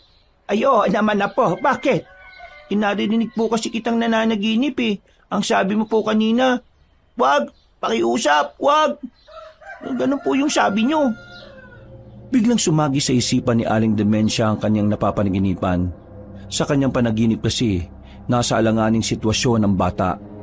Hindi malinaw ang ilang detalye sa panaginip niya. Pero ang malinaw lamang sa nakita niya ay mapapahamak ang kanyang apo ng dahil sa medalyon. Bumuntong hininga na lamang ang matandang babae at minabuting hindi na lamang sabihin kung anuman ang napanaginipan. Naging payapa naman ang umagang yon para sa kanila. Pero pagsapit ang bandang hapon, dito na naging tensyonado ang sitwasyon. Napansin ni Aling Demensia na nagbubulungan ng 3 binata. Pasimple siyang lumapit para marinig kung anong pinag-uusapan ng 3. May mga umaligid na aswang sa baryong to, pre. Tingin ko, mapapalaban na naman tayo mamayang gabi. Roldan, ano sa tingin mo? Alisin na natin sa lugar na to yung maglola? Isa naman natin dadalhin. Sa kampo? Nasa batang medalyon. Kaya kahit saan natin sila dalhin, susunod at susunod ang mga aswang. Kakayanin pa ba natin sakaling dumami sila? Walang problema kung dumami. Ang iniisip ko, paano kung kasama nila yung Supremo? Yun lang. Hindi pa nagbabalik ang kapangyarihan ng anting-anting. Kaya hindi ko masasabi kung kakayanin ba natin kalabanin yung Supremo. Anong gagawin natin ngayon, pre? Hintayin na lang natin dumating yung mga aswang dito? Hindi ba natin sasabihan yung iba nating kasama? Wag muna. Masisira ang mga misyon nila kapag isinama natin sila rito. Kaya nga kasama natin sila, di ba? Dapat tulungan. Hindi. Hayaan natin silang asikasuhin ng ibang aswang. Kapag sumama sila sa atin, lahat ng aswang dito ang magiging atensyon. Kung sa bagay, may tama ka naman. Sa ngayon, bantayan na lang muna natin tong lugar na ito. Ang misyon natin, hindi pwedeng makuha ng mga aswang ang batang yon. Dahil kapag nangyari yon, papatayin lang nila yung bata at makukuha na nila yung medalyon. Napayuko na lamang ang matandang si Demensia habang nakikinig sa usapan ng 3. Nakukonsensya siya dahil pakiramdam niya ay nagiging abala silang maglola sa 3 binata. Pero kailangan niyang tiisin ang konsensya niya. Kailangan niyang tiisin ang hiya dahil walang ibang makakatulong sa kanila kundi sila Roldan lamang. Mga ilang sandali lang, sumapit na rin ang kinagabihan. Nasa loob na ng bahay ang maglola noong mga oras na yon. Habang ang 3 lalaki naman ay nasa bakuran, nagbabantay, kalmadong nagmamasid sa kanilang paligid. Lola, nararamdaman ko po itong nakadikit sa balat ko. Parang nangangati po siya. Ayaw namang matanggal. Sandali lang. Lalabas ako. Sasabihin ko kay Roldan. Pagbukas pa lamang ng pintuan ng matandang babae, may dumating din namang matandang lalaki. Puti na rin ang buhok ng matandang yon. Bigotilyo at may katangkaran din. Sa unang tingin, masasabi agad ni Aling Demensia na may kalakasan pa rin yon. Nakangiti at nakatayo lang sa harapan ng kanilang bakuran. Napatayo naman agad ang 3 lalaki. Kilala kasi nila ang matandang yon. Alam nila kung ano ang pakay nito sa sandaling yon. Kaya naman, Hinugot nila agad ang kanilang mga sandata. Aling Demensya, bantayan mo si Loloy. Kami nang bahala rito. Sandali lang. Huwag kayo masyadong mainit. Hindi naman ako nagtungo rito para magdulot ng kaguluhan. Hanggat maaari, ayaw kong dumanak ang dugo sa lupaing ito. Narito lang ako para makipag-usap na maayos. Sabi mo kung anong pakay mo. Alam ko naman na alam nyo kung ano ang pakay ko kaya ako narito. Kailangan ko ang medalyon. Hindi namin hahayaan na mapunta sa inyo yon. Alam kong gagamitin yung medalyon para mas mapalaganap niyo ang kaguluhan sa bayan na ito. Alam ko naman na hindi magiging madali ang pagkuha ko sa medalyon. Magagaling kayong birador. Pero tandaan nyo na supremo din ang kaharap ninyo. Alam nyo kung ano ang kaya kong gawin. Kaya naman, gusto ko sana magkaroon tayo ng kasunduan. Hanggat maaari, yung mapayapang kasunduan. Ano pinagsasabi mo? Kahit na kailan, hindi kami nakikipagkasundo sa mga aswang. Alam namin kasamaan lang ang gagawin mo. Hindi kami manlilinlang. Mag-isip nga kayo. Kung sakaling hindi kayo pumayag sa sinasabi ko, yung maglolang yan, mamamatay. Alam nyo kung bakit? Kasi yan at yan lang ang pupuntiryahin naming mga aswang. Kung talaga may kakayahan kang gawin ang mga sinasabi mo, hindi ka na makikipagkasundo sa amin. Gagawin mo na kagad. Kaya, isa lang ang ibig sabihin nun. Natatakot ka rin sa kaya naming gawin. Supremo, mas matanda ka sa amin pero mas matalas ang pangunawa namin. Lalo na sa pang-uuto at panlilinlang na ginagawa ng mga kagaya mong aswang. Hindi ko kayo pipilitin kung ayaw nyo. Pero ito lang ang sinasabi ko sa inyong tatlo. Sa oras na mapahamak ang maglolang yon, kayo ang may kasalanan. Hindi sila mapapahamak. Kami ang poprotekta sa kanila. Huwag niyo lang magawa ang mga binabalak ninyo. Kung yan talaga ang gusto ninyo, wala na ako magagawa. Nagbigay na ako ng pagkakataon para makipagkasundo. Ngayon, harapin nyo ang kapalit ng mga desisyon ninyo. Ngumiti ng nakakaloko matandang lalaki. Sandali pa nga nitong tinapunan ng tingin ang maglola. Napatago na lamang si Loloy sa likuran ni Aling Demensya. Naglakad yun palayo na parabang walang nangyari. Hindi na lang din sinundan ng 3 binata. Hindi sila nagpadalos-dalos. Aling Demensya, ihandaan niyo po ang mga gamit ninyo. Bakit? Saan kami pupunta? Pre, anong gagawin mo? Kailangan natin silang ilayo rito. Saan naman natin sila dadalhin? Bahala na. Ang mahalaga, makalis sila rito bago pa tayo dumugi ng mga aswang dito. Ako nang bahala. May alam akong lugar. Sabay-sabay silang napalingon sa kararating lang din na si Mang Pepito. Napansin na lamang nilang may nakasukbit ng baril sa tagiliran nito. Meron pa akong isang bahay. Medyo malayo lang dito sa baryo natin. Pero may sasakyan naman ako. Nakaparada sa bungad. Tara, bilisan na natin. Yun naman pala eh. Walang sinayang na pagkakataon ang maglola. Mabilis nilang inimpake ang kanilang mga gamit. Pinagkasya nila ang mga gamit nila sa isang malaking bag. Nagmamadali silang naglakad papunta sa bungad. Naroon ang itim na sasakyan ni Mang Pepito na may kalumaan na rin. Sigurado bang walang nakakasunod na aswang sa atin? Kung meron bibilisan ko. Nako, mag-ingat ka. Baka mamaya hindi nga tayo mamatay sa mga aswang mamatay naman tayo sa aksidente. Huwag ka mag-alala, Demensya. Sanay na sanay naman ako eh. Noong mga sandaling yon, inakala nilang natakasan na nila ang mga aswang. Nakalabas na kasi sila ng kanilang baryo nang wala silang nararamdaman na nakasunod sa kanila. Sa kasagsagan ng biyahe ay nakatulog na ang batang si Loloy. Si Aling Demensya naman, hindi mapakali ang ulo kakalingon sa likuran. Nababahala na baka meron ng nakabuntot na nilalang sa kanilang likuran. Malayo pa bang tatahakin natin? Malapit na tayo. Nakakaabala pa kami sa'yo, Pepito. Pinasikaso ko na sa iba yung sagingan. Ang taniman naman ng kalamansi natin, iwan na muna natin. Hindi naman masisira ang mga yon dahil maganda na ang panahon. Unahin natin ang kaligtasan ninyo. Katahimikan ng namayani matapos magsalita ni Mang Pipito. Hindi nagtagal, nakarating na rin sila sa bahay ni Mang Pipito. Up and down ng bahay na yon. Parang katatapos lang gawin dahil wala pang kapintu-pintura. Pinagawa ko ito noong nakaraang taon. Hindi na nakulayan kasi yung mga gumawa nito ay tinakbo yung pera na ibinigay ko sa kanila eh. Aba, si Raulo naman pala talaga yung mga yun no? Kasalanan ko rin. Pinagkatiwala ko sa kanila agad yung malaking pera. Kahit na hindi ko pa sila talaga kilala.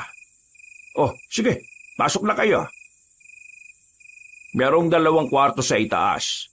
Isa naman dito sa ibaba. Ako na lang dito sa baba. Ihi kasi ako ng ihi sa madaling araw eh. Baka mapagod ako kakakyat ng hagdan. Masakit na kasi ang tuhod ko. Pipito, maraming salamat ha. Huwag ka mag-alala. Balang araw makakabawi din kami sa'yo. Ay, wala yun. Ano ka ba? Magkaibigan naman tayo. Magkaibigan lang? Uy, para kang sira. Lando, Miko, samahan niyo muna ako. Teka, saan naman kayo pupunta?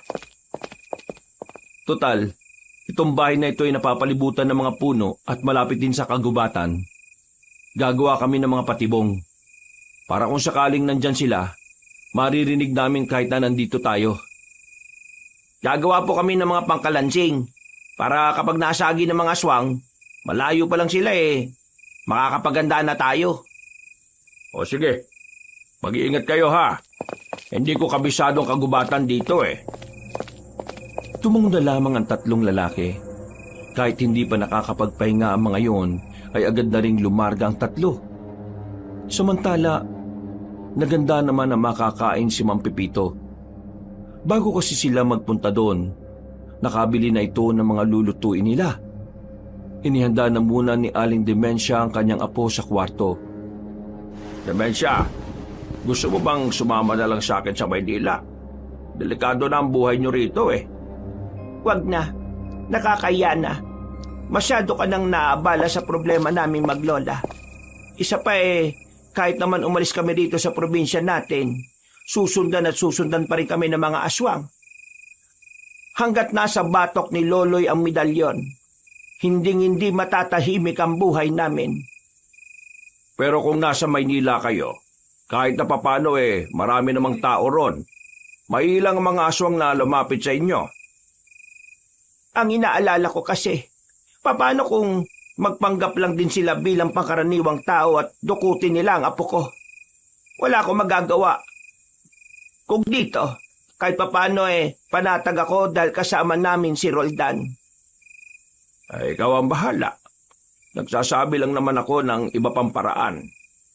Maraming salamat, Pipito. Malaki ang naitutulong mo sa amin. Walang anuman. Basta Demensia, malalagpasan natin ang pagsubok na ito. May dala akong baril. Kung sakaling lumapit sila, pagbabariling ko sila. Marami pa naman akong bala dyan.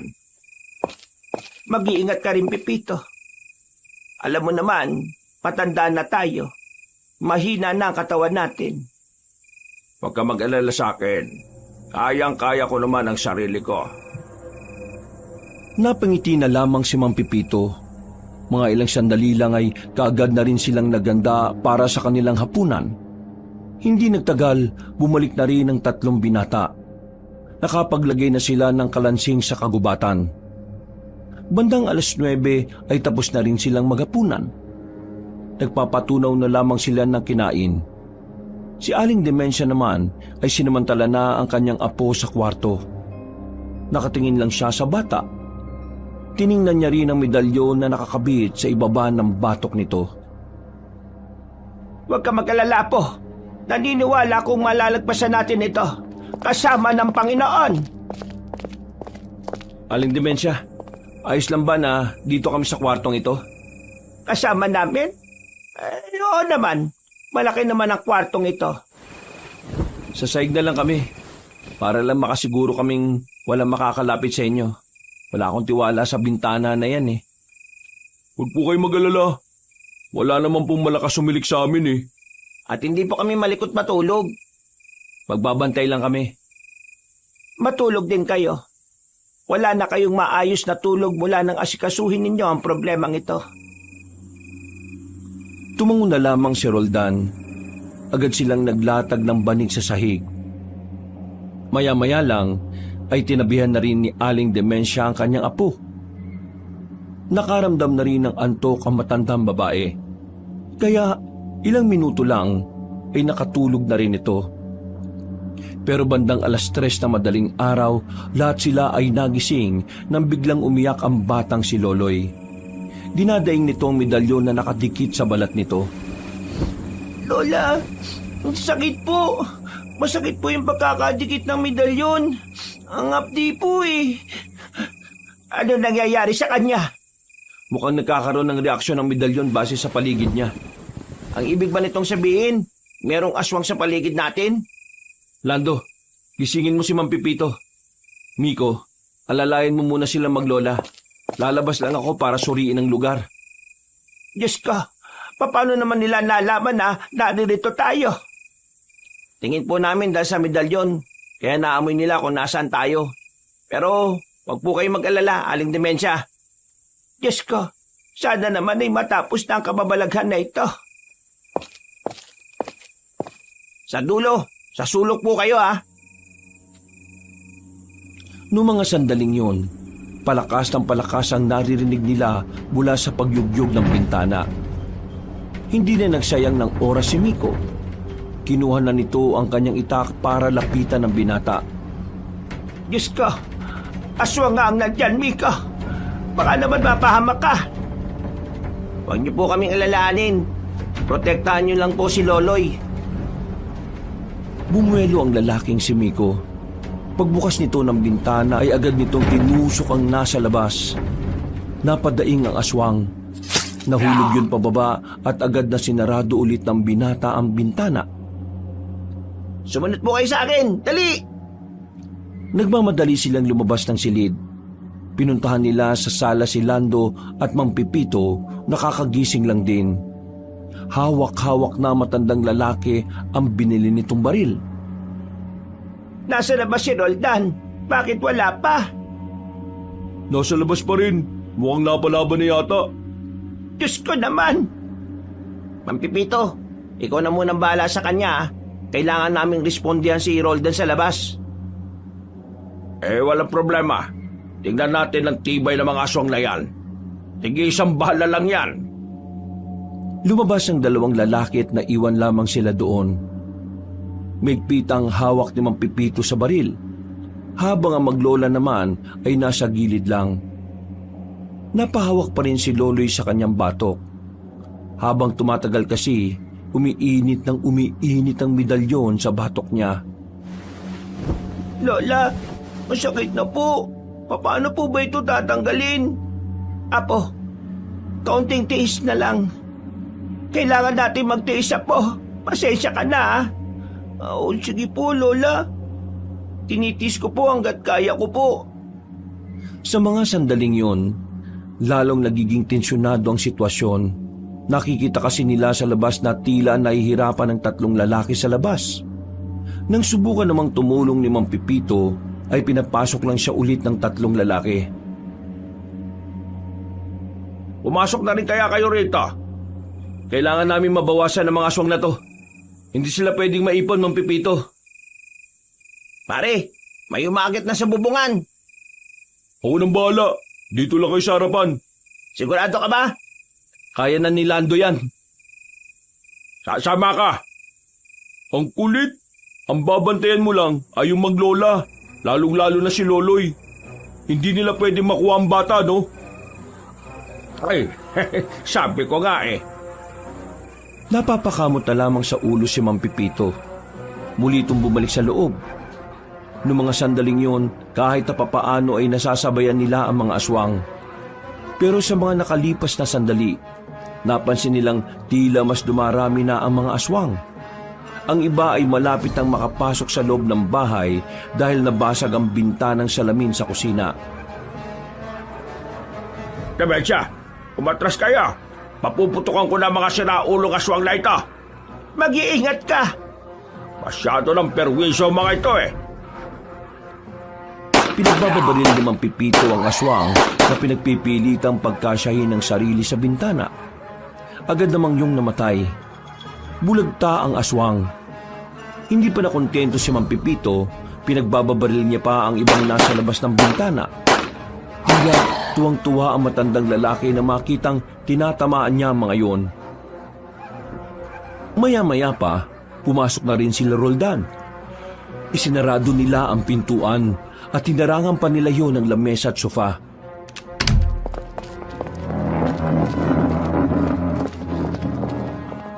Dumarami na sila ng dumarami. Hindi na namin sila kayang sabayan. Kailangan natin mag-isip ng ibang paraan. Kailangan natin makapunta sa sasakyan sa tapat. Umalis na lang tayo dito. Paano? Ang daming aswang sa labas. Hindi tayo aalis. Kahit saan tayo pumunta, masusundan pa rin nila tayo. Isa pa, mas delikado sa labas. Mas malaki ang tsansa nilang makuha ang bata kapag malawak ang gagalawan nila para gawin yon. Anong balak natin? Marami pa akong bala. Pero mauubos din ito kapag dumami pa sila.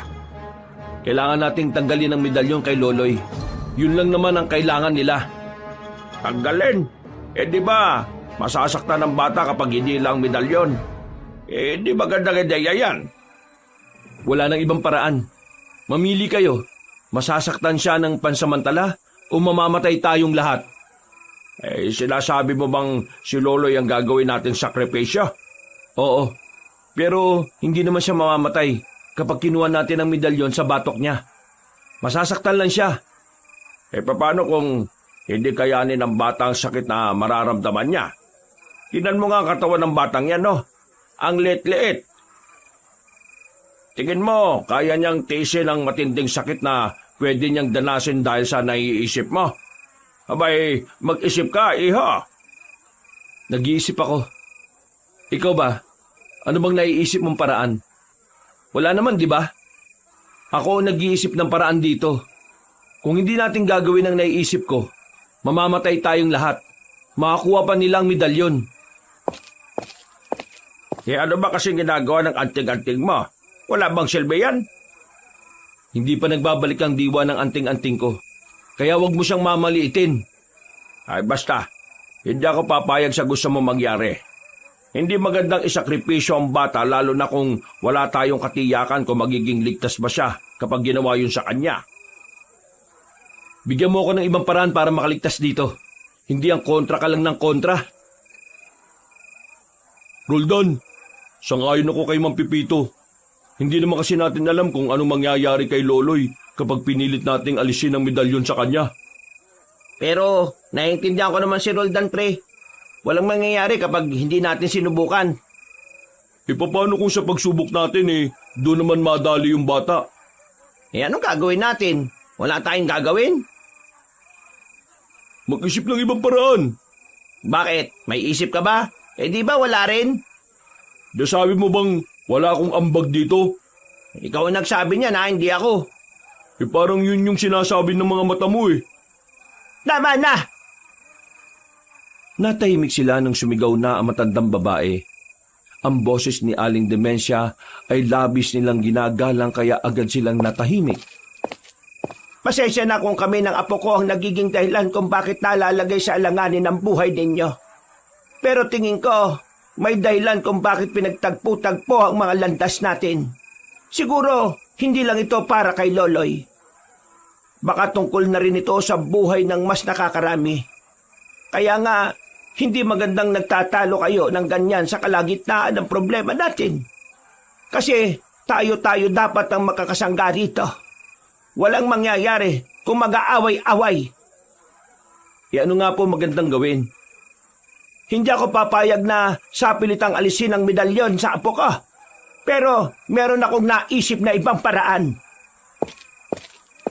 Ano pong naisip niyong paraan? Sabihin niyo po sa amin. Napansin ko na parang wala namang aswang sa likuran ng bahay na ito. Kaya ang naisip ko, dumana kayo roon. Magpapaiwan ako dito sa loob ng bahay. Magpapakita ko sa kanilang nandito pa ako. Ipapakita natin na kunwari nandito pa tayo pero ang totoo ay ako na lang ang narito. Mas delikado po sinasabi niyo sa oras na makahalata sila. Hindi sila makakalata kung bibilisan ninyo. Roldan, kayo ang magbabantay sa apo ko. Itakas niyo siya. Ilayo niyo siya sa mga aswang. Pero pakiusap ko lang, huwag niyong hayaan na mapahamak ang apo ko. Pero, Iho, sige na. Pagbigyan mo na ako. Isipin mo na lang na ginagawa ito ng nagmamahal na lola sa kanyang apo. Lola, mapapahamak po kayo eh. Hindi ko po kaya na mawala kayo. Huwag po kayong magpaiwan. Apo, ito lang ang paraan na alam ko para manatili kang ligtas. Tatandaan mo palagi na mahal kita. Magpapakabuti ka. Magpapakabait ka sa kanila. At talagaan mo ang sarili mo. Mawawala na po ba kayo, Lola? Bakit parang nagpapaalam na po kayo? Hindi ako mawawala, Apo. Palagi lang akong nakabantay sa iyo. Ano, ayos na ba? Yun na ba yung planong susundin? Kailangan na natin kumilos. Hindi magtatagal, baka tumambay na rin sila sa likuran. Sige, Roldan, umalis na kayo. Sasamahan kita dito, Dementia. Sigurado ka ba? Ang dami mong maiiwan ng negosyo. Sige na, umalis na kayo. Kami nang bahala ni Dementia rito. wala nang sinayang na sandali ang tatlong binata. Dala ang batang si Loloy ay dumaan sila sa likurang pintuan ng bahay, habang ang dalawang matanda naman ay naiwan lang doon. Pepito, bakit ka ba nagpaiwan? Hindi naman kita pwedeng iwan dito mag-isa. Anong hindi pwede? Ako na nga ang nagkusang loob. Basta, hindi kita kayang iwan dito. Sasamahan kita. Makinig ka sa akin. Ganito ang gagawin natin. Kailangan nasa 10 minuto natin silang malilinlang para makalayo sila Roldan at ang apo mo.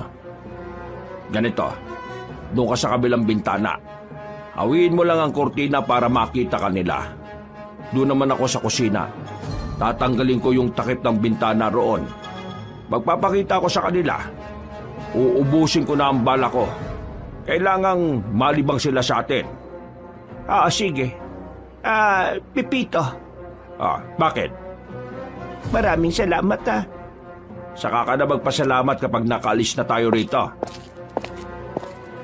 Ngumiti na lamang ng papilita matandang lalaki at saka nagtungo rin kaagad sa kusina. Ano mga aswang?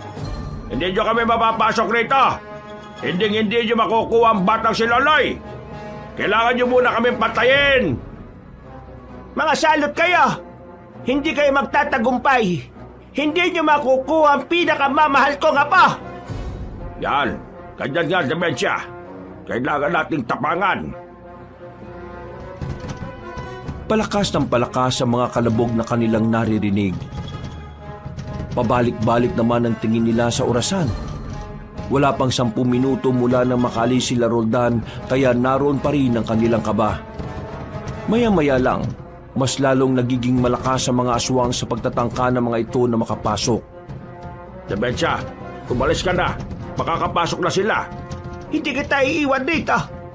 Sige na, iligtas mo sarili mo, Dementia. Kailangan ka ng apo mo. Sige na, umalis ka na. Kung mamamatay ka rito, mas maganda ng kasama mo ako. Mahirap mamatay ng walang kasama. Malungkot. Ayan, tigas naman ang ulo mo. Sundin mo na lang ang sinasabi ko. Umalis ka na, Dementia. Hindi ako aalis. Habang nagtatalo silang dalawa, ay nagulat sila nang biglang mawasak na ng mga aswang ang pintuan. Pumasok ang mga yon. Napatigil ang mga aswang at tumitingin-tingin pa sa paligid. Babarilin sana ni Mang Pipito mga yon, ang kaso naubos na pala ang bala nito. Nagtataka ang mga aswang dahil wala silang inabutan kundi ang dalawang matanda lang. Dahil dito, naggalit ang mga ito. Ala, naloko namin kayo ano? Akala nyo nandito pa sila? Kanina pa sila nakalis, mga inutil. Pambihira ka naman. Huwag mo na silang galitin. Maya-maya pa, nakita nilang unti-unti nang lumalapit ang mga aswang. Alam nilang pareho na sa mga sandaling yon, wala na silang takas. Tinanggap na lamang nilang dalawa ang kanilang kapalaran. Pero isang himala ang nangyari. Bago makalapit ang mga yon, bigla na lang dumating si Roldan. Sa pagkakataong ito ay parang mas naging kakaiba ang sigla at lakas ng binata. Mas bumilis ito, mas naging maliksi.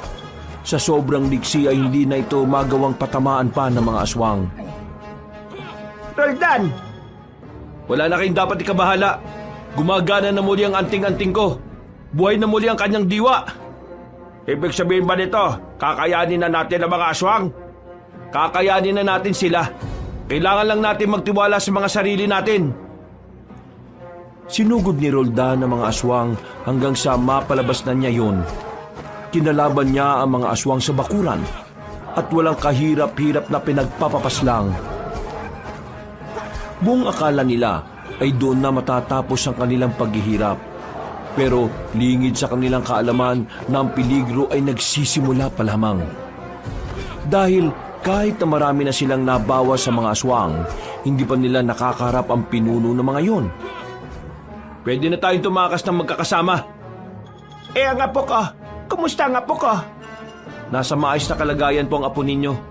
Halina kayo, aalis na tayo bago pa may dumating ulit ng mga aswang. Inalalayan sila ni Roldan at saka dumaan na rin sa likod bahay. Pinasok nila ang kagubatan. At kahit may edad na, pinilit ng dalawa na makaalis sa lugar na yon. Ilang minuto lang ang nakalipas, natanaw na nila ang sinasabi ni Roldan na kinaroroonan nila Loloy. Isa yung tambakan ng mga lumang gulong. Medyo maliwanag naman doon dahil inabot yun ng liwanag na nagmumula sa poste. Ang kaso nga lang, pagdating nila doon ay wala na ang batang si Loloy. Inabutan din nilang walang malay si Lando at Miko na nasa sahig. Uy! Gising! Bangon! Nasaan yung bata? Pre, nawalan kami ng malay kanina. May naamoy kaming masakit sa ilong tapos hindi na namin namalayan ang mga nangyari. Ano? Pambihira naman talaga oh. Nasaan ang apo ko? Bakit hindi niyo siya kasama? Aling dimensya, mukhang nakuha po siya ng mga aswang. Ay Diyos ko naman. Dalawa na kayo nagbabantay na wala pa. Mawalang galang na po, Mang Pipito. Hindi namin inaasahan ang nangyari. Naghihintay lang naman kami rito nang mawala na kami ng malay. Hindi namin yung ginusto. Hindi namin alam. Tama na. Ako nang hahanap. Hindi pa nakakalayo ang mga yon. Aalis na sana si Roldan ng mga sandaling yon nang biglang marinig nila ang pamilyar na tinig ng matandang lalaki. Sabay-sabay silang napatingala sa bubungan ng lumang bodega. Naroon ang matandang aswang na si Gabo. Hawak-hawak nito sa damit ang batang si Loloy na wala ng malay. Hinulog lang ni Mang Gabo si Loloy. Buti na lamang ay agad na nasa luyo ni Lando. Pagtingin nila sa bata, nakita nilang wala ng medalyon sa batok nito. May kaunting sugat si Loloy na parabang paso dulot ng medalyon na inalis sa balat. Paano mo nakuha yung medalyon sa bata? Malamang, makukuha ko medalyon. Pag-aari namin ito At ang medalyon na ito ay kusang lalapit sa akin. Walang kahirap-hirap. Diyos ko, anong nangyari sa apo ko? Bakit? Bakit wala na siyang malay? Huwag ka mag-alala, tanda. Buhay pa naman ang batang yan Pasalamat ka pa nga dahil busog ako ngayon. Kinain ko na sana yan kung gutom ako. Huwag mong tinatawag na tanda si Dementia. Bumaba ka dyan at labanan mo ako ng suntukan. Hindi ikaw ang gusto kong iligpit. Wala ka namang bilang eh. Anong sinabi mo?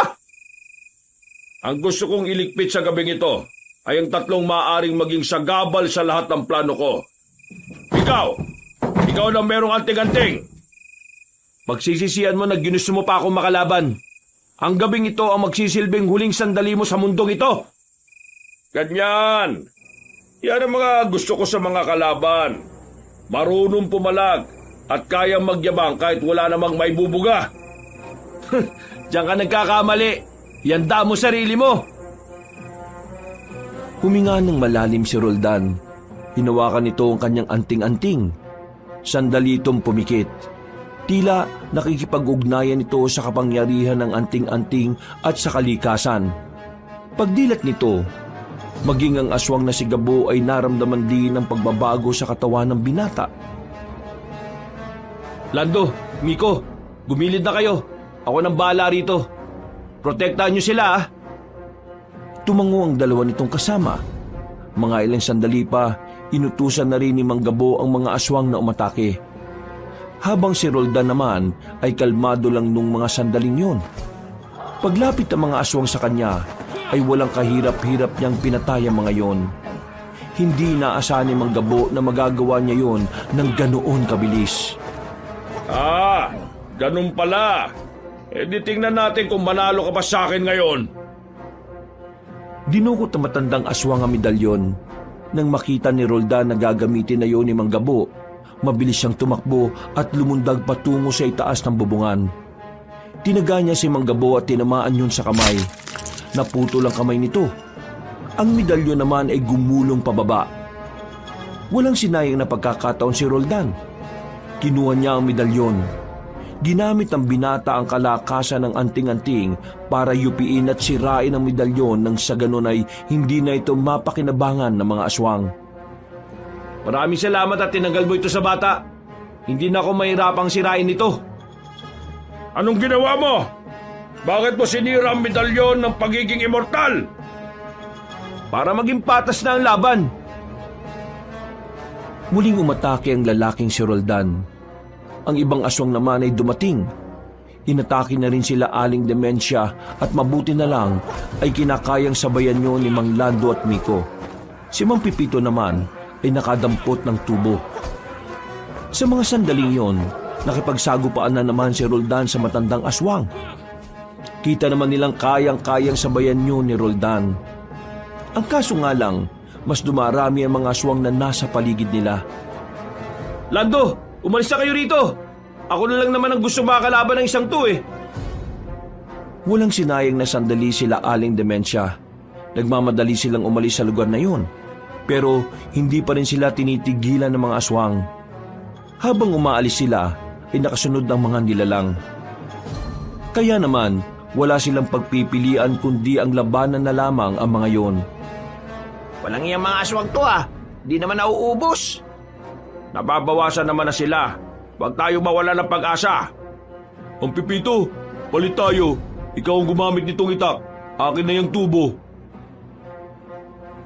Kinuha ni Lando ang tubo at pinagpapapalo ang mga aswang na nagtatangkang makalapit sa kanila. Maya-maya pa, nakita na lamang nilang tila nahihirapan na si Aling Dementia sa pagbubuhat sa bata. Kaya naman si Miko na ang nagkusang loob na buhatin yon. Kinuha naman ni Aling Dementia ang itak para kahit papaano ay makatulong ito sa pakikipaglaban. Mga salot kayo! Mga salot! Mamatay na kayo! Mamatay na kayo, mga salot! Aling Dementia, kalma! Huwag ka pong basta-basta lalapit. Ay, pasensya na. Galit lang ako sa mga ito eh. Ano? Lalapit pa kayo? Tingnan nyo mga kasama ninyo. Patay na oh! Tila nagdalawang isip ang mga natitirang aswang ng mga oras na yon. Nakatingin naman sila kina Aling Dementia. Pero hindi na sinayang ni Lando ang pagkakataon na bumaba na ang moral ng mga kalaban nila. Nagmamadali nitong pinagpapapalo ng tubo ang mga aswang. Agad din naman sumunod ng dalawang matanda na pinagtatatagari ng mga nilalang. Nagpulasan ng mga aswang na yon. Karamihan sa kanila ay sugatan. May isang tinangkapang gumapang palayo pero inabot pa rin ito ni Aling Dementia. Layas! Huwag niyo kaming guluhin kahit na kailan! Si Aling Dementia lang pala ang kailangan para umatras sa mga aswang eh. Ang galing mo, Dementia. Pinapahanga mo talaga ako. Sus, in love ka na naman kay Aling Dementia, oh. Ay, tumigil ka ha. Hindi ba tayo bate? Puro kayo kalokohan. Sa halip na magdaldalan tayo umalis na tayo. Bahala na kung saan tayo dalhin ng mga paan natin. Basta, kailangan natin makalayo rito. Mabilis nilang nilisan ng kalyeng yon. Wala silang tiyak na direksyon. Tinutumbok lang nila ang abandonadong kalye na yon. Makalipas lang ang ilang sandali, meron na silang natano na nakaparadang truck sa gilid. Nakita nila ang driver sa labas na naninigarilyo kasama ang pahinante nito. Nang mapansing palapit sila, ay tila natakot ang dalawa. Wala kayo ma-hold up sa amin. Graba ang laman ng truck. Hindi namin kayo hold upin. Makikiusap sana kaming isabay nyo kami papunta sa baryo ng San Nicolas. Nagkatinginan ng driver at pahinante. Nagawa nilang makumbinsi ang driver at ang pahinante nito, kaya nagmamadali na silang makasampa. Nang bumabiyahe na sila, medyo lumuwag na rin ang paghinga ni Aling Dementia. Napatingin siya kay Loloy na sa mga sandaling yon ay wala pa ring malay. Nakabalik sila sa baryo ng Nicolas ng ligtas. Muli silang nagtungo sa unang bahay ni Mang Pipito sa harapan ng taniman ng kalamansi. Sira ang pinto nito, kaya trapal lamang ang pinangharang nila roon pansamantala. Mang Pipito, Aling Dementia, magpahinga na muna kayo. Magbabantay na lang muna kami ha. Hindi. Tabihan nyo na lang matulog si Loloy. Kami na ang magbabantay rito. Mula nang makilala namin kayo wala na kayong ibang ginawa kundi ang magbantay. Wala na kayong matinong pahinga. Sige na. Kami naman ang magbabantay. Mukhang hindi naman na tayo masusundan ng mga aswang dito. Nakita niyo naman, natakot sila kanina. Sige na mga iho, kami nang bahala rito. Sus, gusto mo lang masolo si Aling. Umayos ka nga. Sige po, magpapahinga na po muna kami.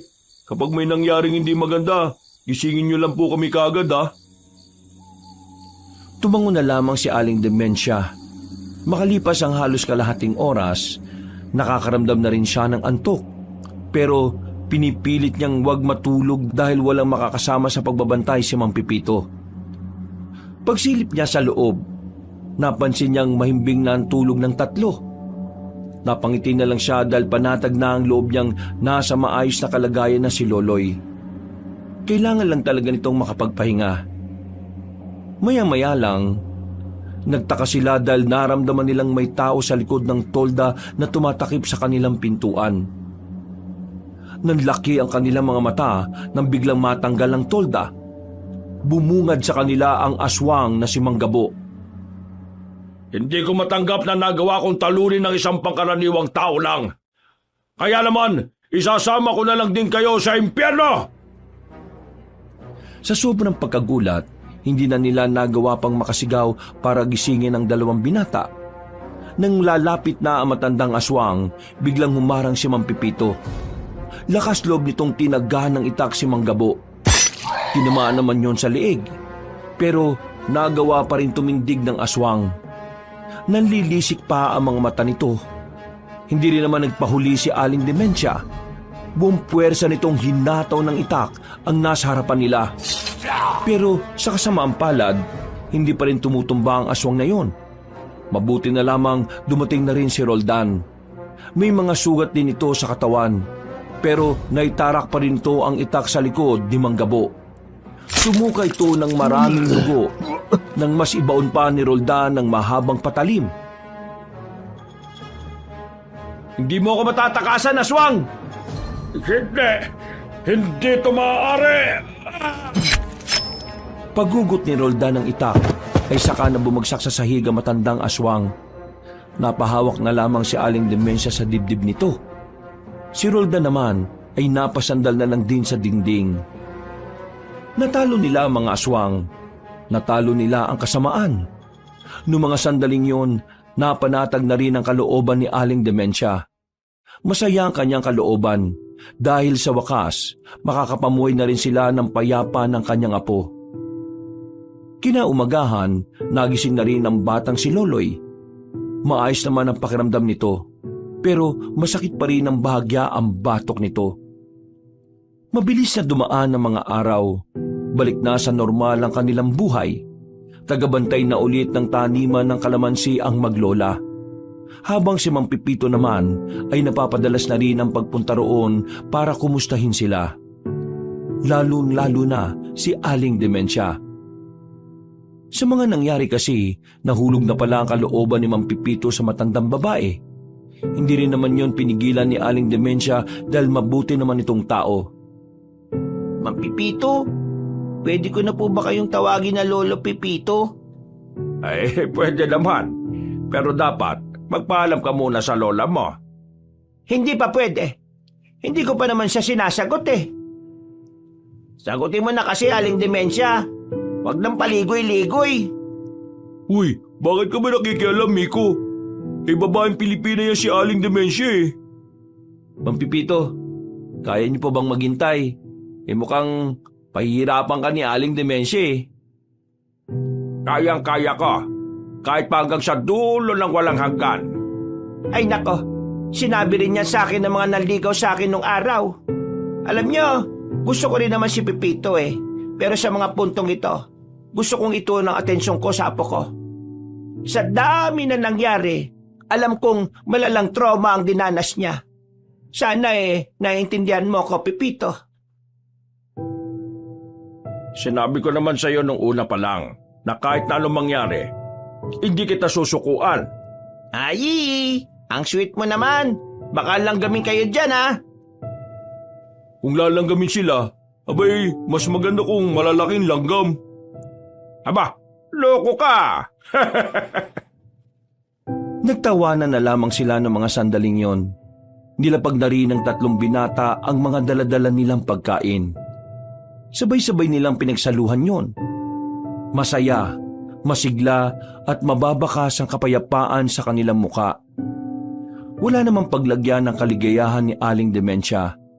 Hindi niya kasi inakala na darating ang araw na makakabuo sila ng ganong klase ng samahan, na kahit hindi sila makakadugo, para bang isang pamilya ang kanilang turingan sa isa't isa. Wala nang mahihiling pa si Aling Demensia. Kontento na siya sa buhay na meron sila. Simple pero tahimik. Malayong malayo sa gulo at higit sa lahat, malayong malayo na sa kapahamakan na dulot ng mga salot na nilalang. Wakas,